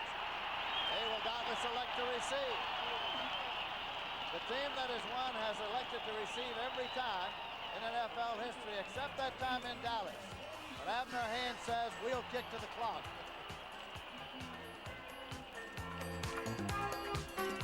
This is one of the most advanced motor cars ever built, and it's equipped with one of the most advanced car stereos ever built. It's by Craig. Who else? A power play cassette system, AM/FM road-rated receiver with digital station readout that becomes an electronic digital clock when the radio is off. And it's designed to fit virtually anything you can drive. The DeLorean sports car is not available yet, but the Craig stereo is. Just see your Craig dealer. Who else? Introducing a whole new breed of Mustang. The all-new 79 Mustang from Ford. With a new aerodynamic design, precise handling, and Mustang performance from options of V6, V8, even a turbocharged engine. Mustang for $79. The new breed in 2-door and 3-door models. Capture one at your Ford dealer now. Think of all the stereo receivers out there, all the sophisticated electronics, all the heavy price tags. Not one of these receivers has all the features found in JCPenney's remarkable MCS Series 75-watt receiver. Features like a graphic equalizer with LED readouts, an FM multipath deviation meter, an LED signal strength meter. JCPenney's MCS Series 75-watt receiver. Think of it. We are in the intermission now, preceding the start of sudden death overtime in this game between the Minnesota Vikings and the Green Bay Packers. Minnesota Vikings scored early, a field goal, but then the Pack came back and led at halftime 7-3, went ahead 10-3, and then the Vikings came on to tie it at 10-10. Cleveland defeated Los Angeles today. They manhandled the Rams, as a matter of fact, by a score of 30-19. Another final. Atlanta in the last 5 seconds won the second time in the last 10 seconds of a ball game over the New Orleans Saints, 20-17. Buffalo just swamped New York. 41-17, the final score. Buffalo over the Giants. And here's an upset. The New York Jets 24, Miami 13. Chicago Bears beat the Tampa Bay Buccaneers by a score of 14-3, a final Central Division game. All right, James Stenerud with 3 field goals, 2 touchdown passes by their quarterback Livingston, 23-0. And here we go. Danmar's teeing it up. Brand talking to Bud Grant along the sideline. The Green Bay Packers get a hand as they come onto the field. We're in a 10-10 tie, starting sudden death overtime.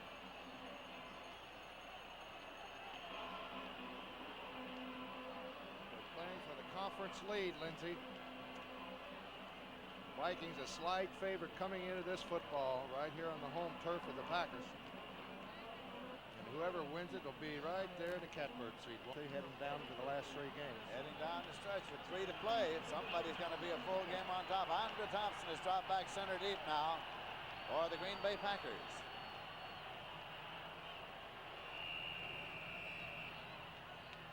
Danmark coming up. Thompson at the 10-yard line. He's at the 15, he's at the 20, he's at the 25, and he's at the 30, and he's out to 35, and he is out to the 38-yard line. Good return by Andre Thompson. So the Green Bay Packers start 1st and 10 at their own 38. The first team that scores by any means wins the football game. It was Tom Hannon downfield to make the tackle, along with the kicker, Rick Danmar. David Whitehurst, the quarterback, coming in now, having just been in conference with Bart Starr. Zeke Bratkowski comes in to call the play in the huddle. 1st and 10. Marty Smith and Turdell Middleton are the setbacks.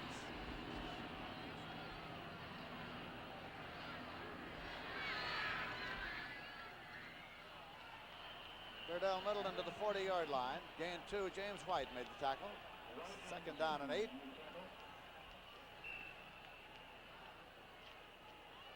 Middleton, of course, has just set a Green Bay record attempts rushing in one football game. He's got 33 attempts today for 84 yards. He's in the left set as they come up here. Barty Smith in the right set for Whitehurst.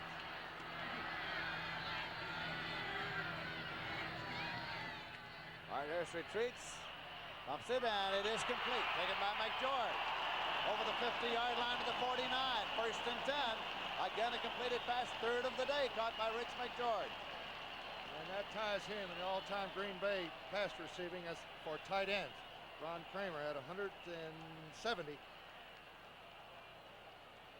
Green Bay Packers are now in Minnesota territory. 1st and 10 at the 49-yard line. Here come the Packers.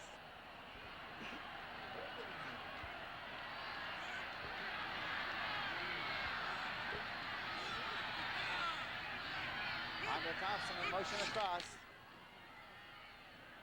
Turdell Middleton. He's at the 47. Jeff Seaman made the tackle. A gain of 2 on the play, makes it 2nd down and 8.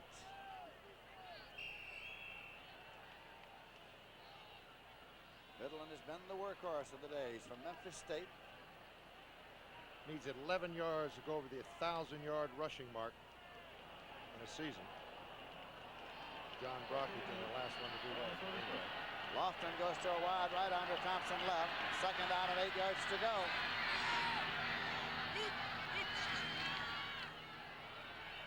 Middleton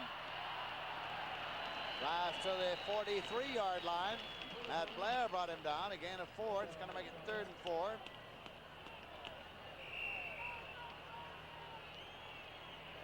Gigantic third down situation here. Not a big one, just a gigantic third down situation.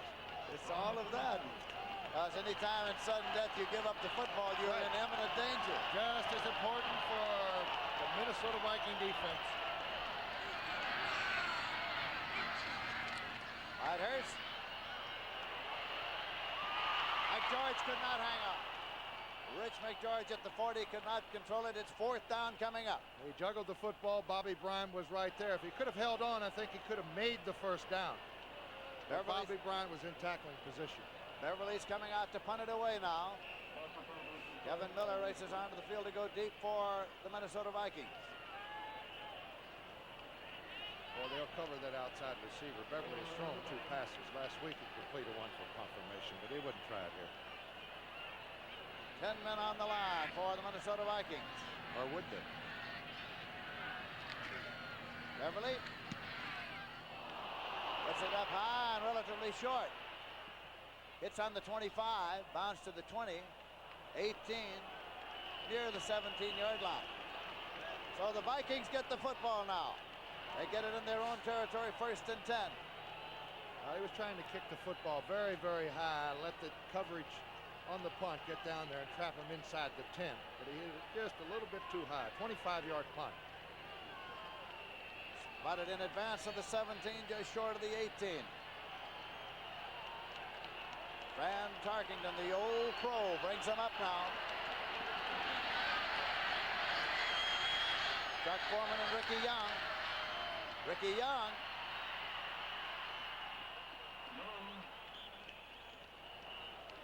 About the 22-yard line. Gain of about 4, will make it 2nd and 6. Anderson in to make the tackle along with Steve Luke.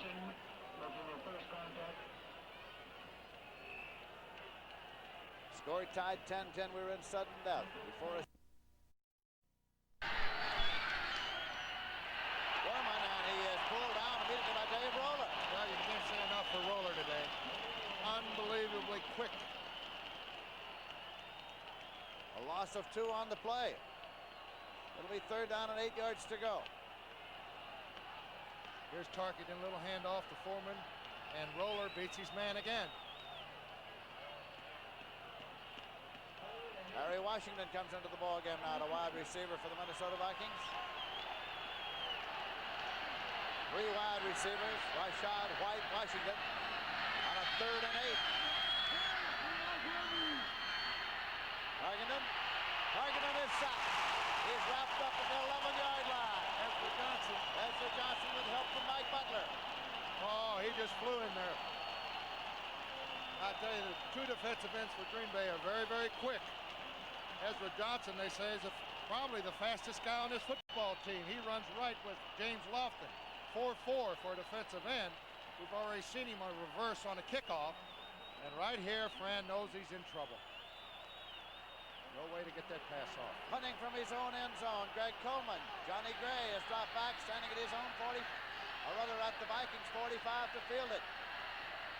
Coleman waits for the snap. Steps up. Booms it out of there. A beauty across the 50 on back. Fielded. And as he comes to a stop back at the 39-yard line, he went back, fielded the ball, took a half a step, held his hand aloft, and so it was killed at the 41-yard line. Packers will start 1st and 10 at their own 41. Next week's games now. Regionally, Atlanta will be against Cincinnati. These Green Bay Packers will be in Tampa Bay, and the Rams will go against the Giants. Other NFL regional games, the Lions against the Cards, Philadelphia against Minnesota, and the 49ers against New Orleans. Check your local listings for the game and time in your area. All the action begins with the NFL Today pregame show with Brent Musburger, Jane Kennedy, and Irv Cross. 1st and 10 for the Pack. They have the ball at their own 41-yard line.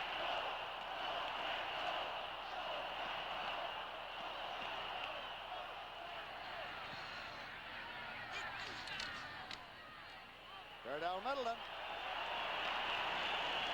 Toss to the 46-yard line.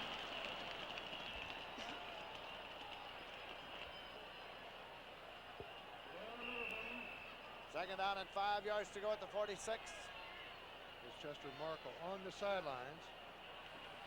Last time we were here, he kicked a 48-yard field goal with seconds left to beat Tampa Bay.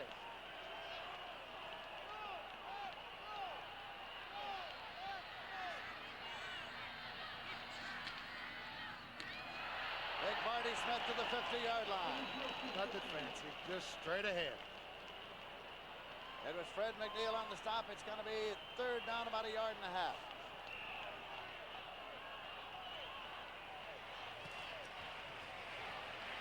Tension here at Lambeau Field with the score tied 10-10 in sudden death overtime. The lights are on. Now timeout, Green Bay Packers. Green Bay Packers have taken a timeout. Whitehurst comes over. You get the call on the third with a yard and a half. 9 minutes, 7 seconds left in this overtime period.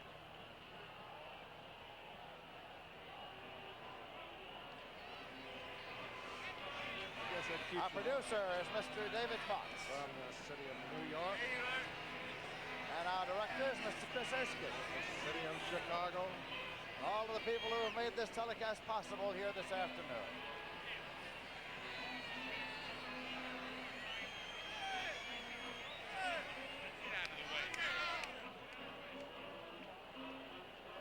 Whitehurst is coming back onto the field, and with him, tight end Paul Kaufman. Means a double tight end alignment on a third and a yard and a half to go at the 50-yard line. Now, Bart Starr was a quarterback, and we were in the huddle. You know, we'd be hollering, "Come on, Bart, call 36, A fly outside." Little play action pass.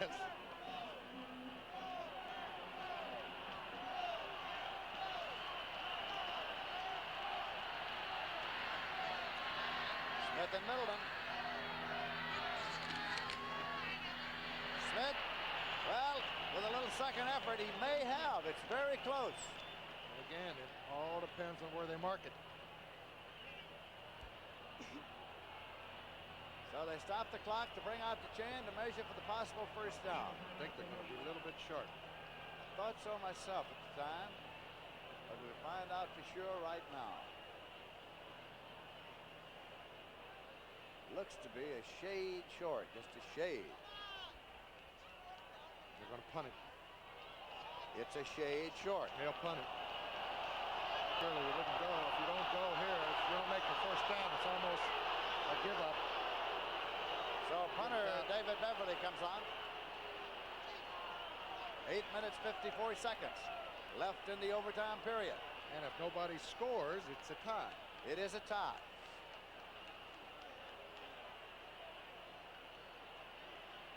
Kevin Miller has dropped back. Beverly will punt it away.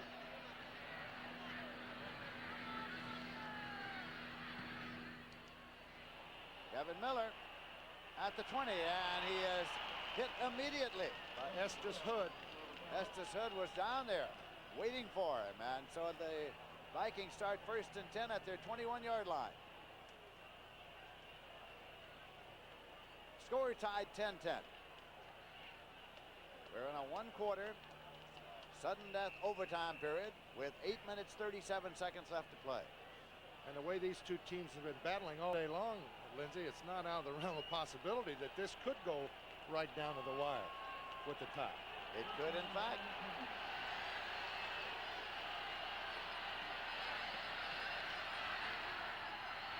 And targeted. And it is completed to Rashad up at the 35-yard line. Johnny Gray made the hit. It's going to be marked at the 37-yard line. First and 10 for the Minnesota Vikings.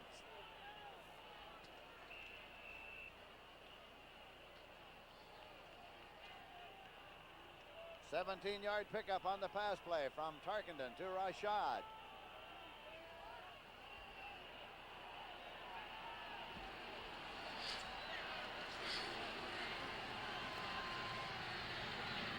Tarkenton. And it's Tucker Across the 50-yard line to the 48-yard line of the Green Bay Packers, 1st and 10. Gary Weaver made the stop. 2 straight passes by Fran Tarkenton, moving 32 yards. The first one was good for 17 big ones. Comes right back and hits his tight end for 15 yards in the first down. Rick Danmar's longest field goal of the year for the Minnesota Vikings has been 47 yards. Red Grant along the sideline, 1st and 10 for the Vikings at the Pack's 48. Tarkenton. And the ball is out of his hands, and the penalty marker is thrown, and it is picked up. But whistle stops play. You saw big Mike Butler in pursuit of the ball. Intentionally grounded. Ezra wants the sack.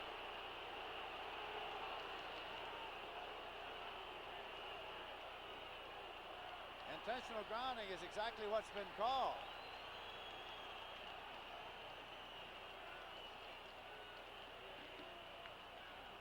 So the penalty will be against the Minnesota Vikings, and it's down in distance.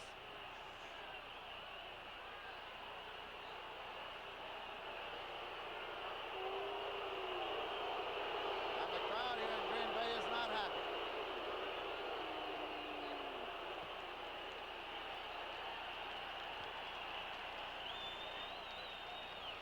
Back to the 42. Here's Tarkenton.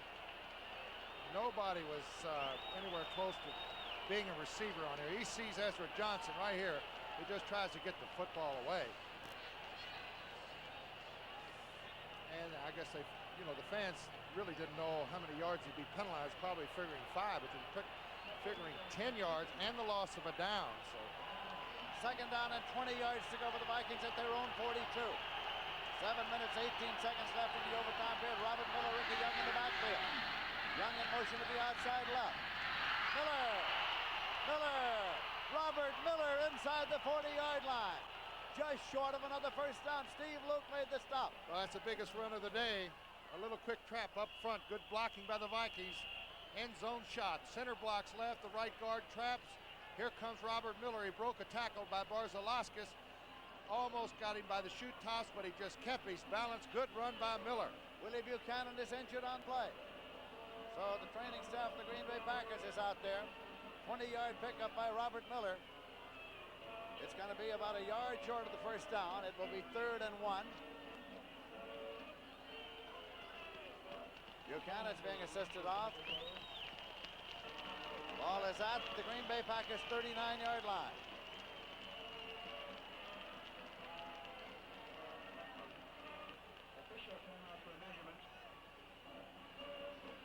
They're going to take the chain out now and measure for the distance. We're short. They want to see how much. Tarkenton wanted to see how much short. Well, a yard.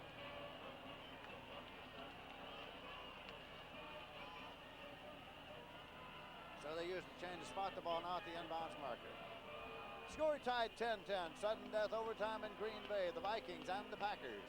7:05 on the clock in the overtime period.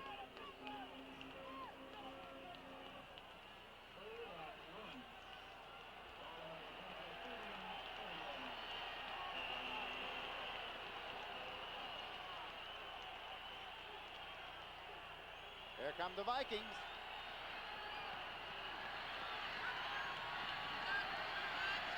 Miller's still in there, Robert Miller.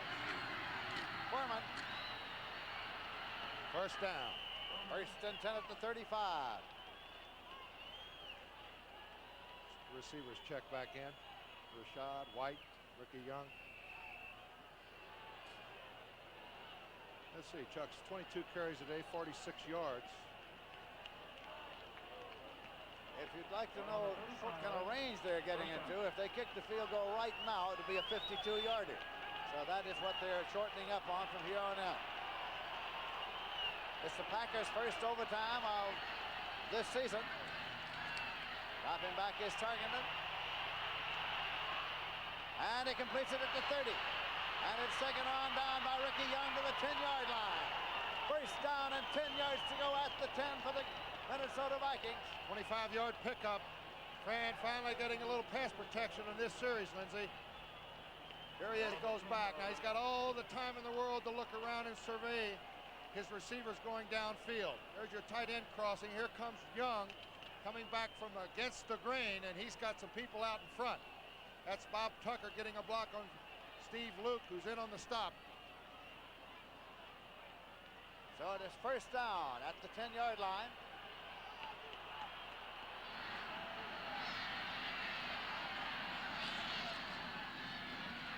Foreman just inside the 10. Mike Butler upset him there. Second down coming just inside the 10-yard line. 5 minutes, 11 seconds left in the overtime period. And the only sustained drive that the Vikings had in regulation time, Lindsey, I think they had 2 fourth-down passes. Fourth down, and they made them both. That they did. They made clutch plays on fourth down in each case, and then a clutch play for the touchdown. Somehow, Buchanan's back in the ballgame now for the Pack. This man finds a way to beat you. Tucker.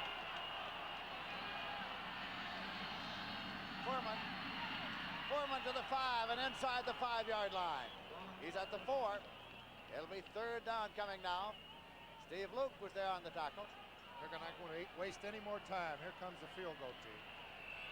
4.5 minutes on the clock, but on third down, they're going to go right now and try to win it from right here. There's no point in trying to get any closer, they figure, and Rick Danmar is coming in to attempt it.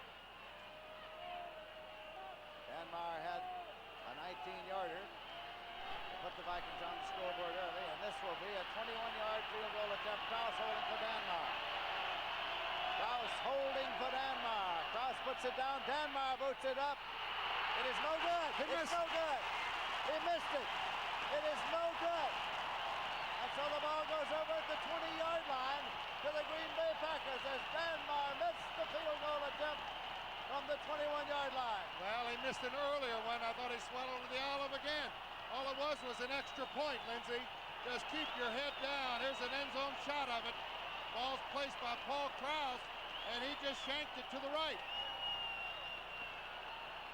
So with 4 minutes left to play in this overtime period, the Green Bay Packers get the ball. First and 10 at their 20-yard line. And how do you like them apples? Unbelievable. And Rick Danmar on the sidelines has got to be the most disgusted man in this stadium right now. You have to feel a little bit sorry for him. Oh, this will haunt him forever.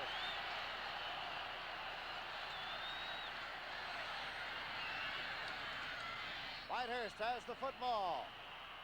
Screen left to Marty Smith. Marty Smith to the 25. To the 30. Shoulders a man out of the way. He went out of bounds at the 31-yard line. Jeff Seaman was there to bounce him out. Little man-to-man confrontation. Marty Smith, 6'4", 245. Jeff Seaman, the middle linebacker. Not small, 6'3", about 240. Bud Grant. That's Whitehurst looking over to pick up his next play. It's wig-wagged over by Bratkowski. First and 10 for the Packers. They have the ball at their own 31-yard line. 3:52 left to play in the overtime period. I guess we'll have a 2-minute warning, won't we? I've never been this far in an overtime. Hugh Hell. Andre Thompson goes across. Curdell Middleton up to the 35-yard line. He picked up 4. It'll be 2nd and 6 at the 35.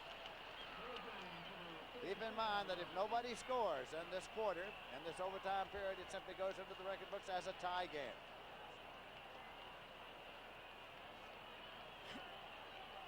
Three and a half minutes, and the clock is running, as you see, in set. Score tied 10-10.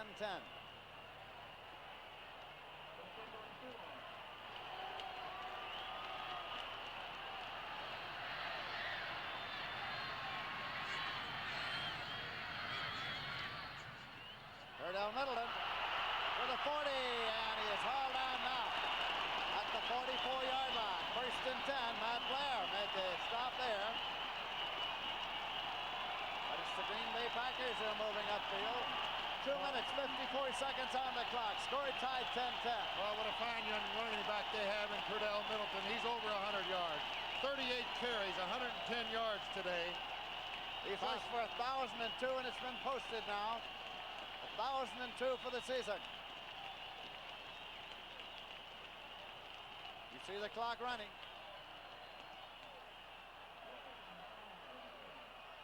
Middleton brings them up. Whitehurst, the quarterback. Whitehurst has the ball. In trouble. He is in deep trouble. Tried to throw it, and it is an incompletion. Minnesota Vikings wrapped him up.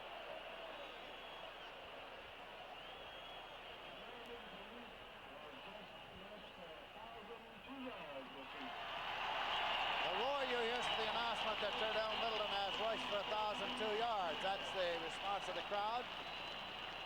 Incompleted pass, the ball is simply spotted at the line of scrimmage. 2nd and 10 at the 44. Now the clock's beginning to work against both teams here, Lindsey. They're tied, of course, for the conference lead. 2:16 to go, and the Packers have 1 timeout. The Vikings 2. Jim Culbreth is in there now, and Barty Smith is out.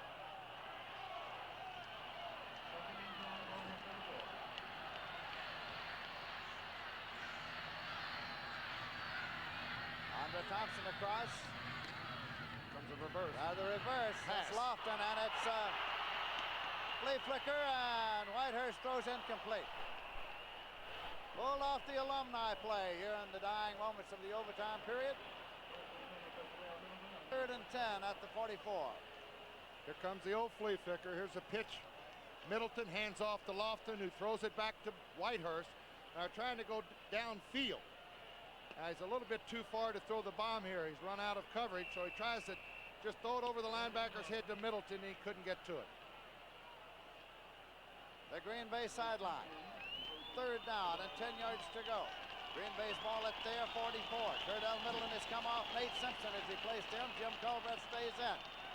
Well, the running backs are Nate Simpson and Jim Culbreth.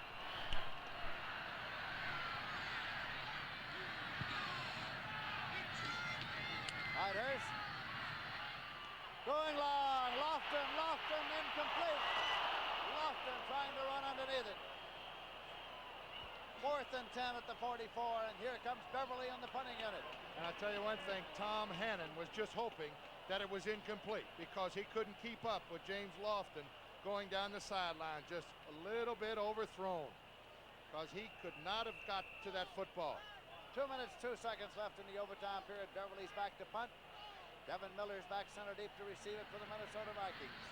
Score tied 10-10 in overtime.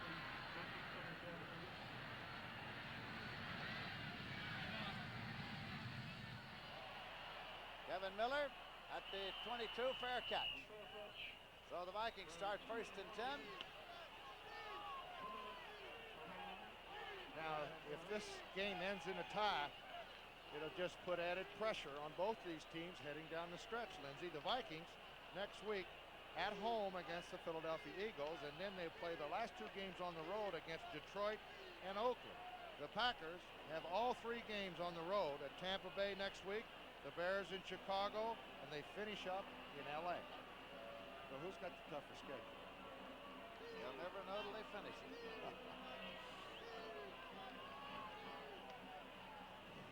1:55 left to play in this overtime period. Ball is at the 23-yard line, 1st and 10. Bud Grant of the Minnesota Vikings. Twice the Vikings had field goal attempts go awry. The last one a chip shot that seemingly would end the ball game, but it didn't. And as a fellow you'll be seeing more and more of in the days to come. He's at home here. Ball is marked, ready for play, 1st and 10. Vikings at the 23. Lights were turned on at the start of the ball game here this afternoon.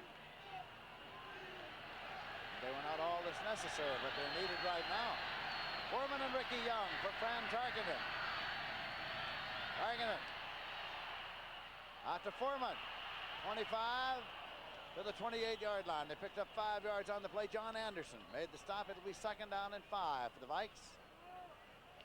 1 minute, 40 seconds left to play in this sudden death overtime period. Score tied, 10-10. If the score ties and the game ends in a tie, Lindsey, I think Minnesota will feel very fortunate getting out of here with the tie. And the Packers, I think, is going to feel a little bit frustrated. They led all the way only to let one little drive where Fran Tarkenton had to make 2 fourth down big plays to keep him in it. Tarkenton stops, scrambles, goes on the run, intercepted, fumble, picked up, and finally Buchanan had it, and then Dave Roller ended up with it. Buchanan intercepted it, picked it off, fumbled it, and Dave Roller picked it up, and the Packers have the ball 1st and 10 at the 43-yard line. Let's pick it up again. I think it goes through Rashad's hand. Roll out right, Tarkenton. He's going to come back to the left side. He finds a man open. Little flip pass right there. Should have been caught. Rashad. There goes Buchanan. He's got the football. He coughs it up. Dave Roller with the football. Here he comes, trying to get a little daylight. And it's Green Bay ball, and he wants it for a souvenir. He hopes as a win. 1st and 10 outside the 42-yard line. Look at him, he's happy. He's going to take it home. No, he's not. He's going to give it to the fans up in the stands for a souvenir. Compliments of Dave Roller. 1 minute, 6 seconds left to play in this game. Whitehurst blitz. And incomplete. Mondra Thompson didn't see it. Wasn't looking. He wasn't even running a pattern. So it's incomplete. 2nd and 10 at the 42. The clock stopped with 1 minute, 1 second left to play in the overtime period. Score tied 10-10. Well, they got all the best of it right here.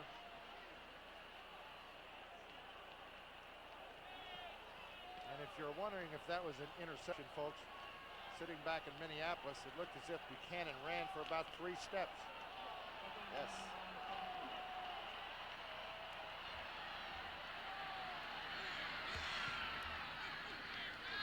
Now dropping back.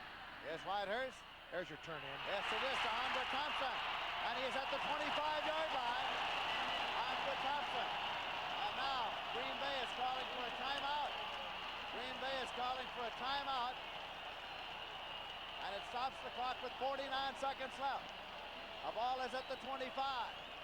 If you kick the field goal right now, it'd be a 42-yarder. 17 yards on that last turn-in pattern to Thompson. He wasn't looking on the pass previous. This time he turned around. It was right there. The Packers are out of timeouts. At least that's what the scoreboard reads, Lindsay. Just DeMarco. You saw him tying up his shoelace there. Just DeMarco along the sideline. We want to check that. That was not Willie Buchanan on the interception. It wasn't 28, it was 29. Mike McCoy. Mike McCoy intercepted. Roller recovered the fumble. Marco now loosening up. 49 seconds on the clock. 1st and 10 for the Green Bay Packers. At the 25-yard line of the Minnesota Vikings. Score tied 10-10. Sudden death overtime. The winner to be on top in the Central Division of the National Football Conference. Whitehurst has been over in conference with Bart Starr and with Steve Bratkowski. Convenes the huddle. Might try to run a sweep or something to get out of bounds, or will he go upstairs? Middleton and Barty Smith at the setbacks. Middleton got to the 23-yard line. Clock is running. Gonna run one more time and then bring in Markle. 2nd down and 8 at the 23, and they're ready to go. 32 seconds left. They're trying to stop the clock with the pass. It is an incompletion across the sideline marker. Lofton took it, but it was across the sideline. Incomplete, stops the clock, 25 seconds. End zone shot. Here's Whitehurst, sideline pattern to Lofton. Slow it up right there. There's your catch. There's your left foot in. He drives his right foot. A judgment call on the referee. Let's see it again. Number 39, the referee right there. Both of them right on the play. He's got to have both feet in bounds. Here goes your left foot. That's inbounds. Drags his right foot. I'd say that was a completion. 3rd down and 8 yards to go at the 23-yard line.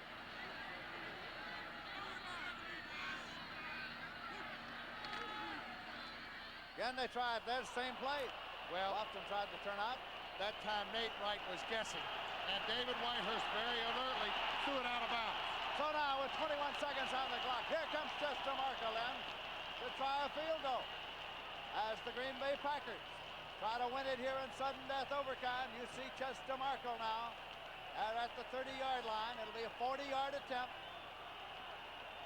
He's got Bobby Douglas to hold for him. Bobby Douglas will hold. Chester Markle will attempt a 40-yard field goal. If good, it wins the ball game.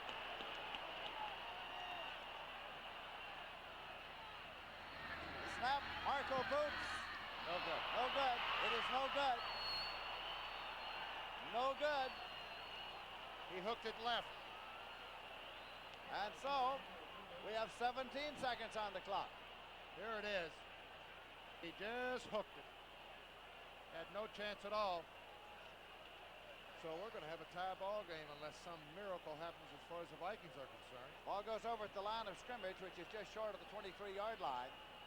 The Vikings get it there first and 10 with 17 seconds, and the score is still tied 10-10.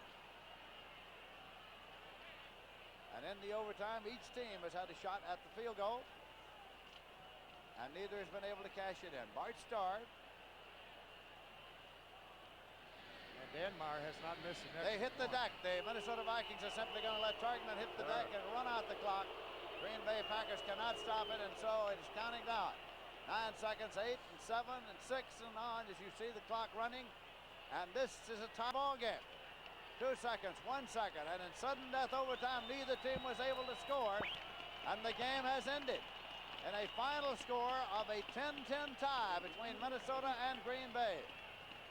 Lindsey Nelson for Paul Horning. The NFL on CBS is a presentation of CBS Sports. The NFL today is... Okay, babe.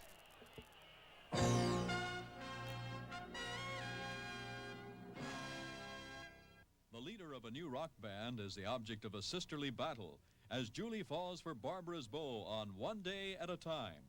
Mackenzie Phillips makes her singing debut tomorrow night on CBS.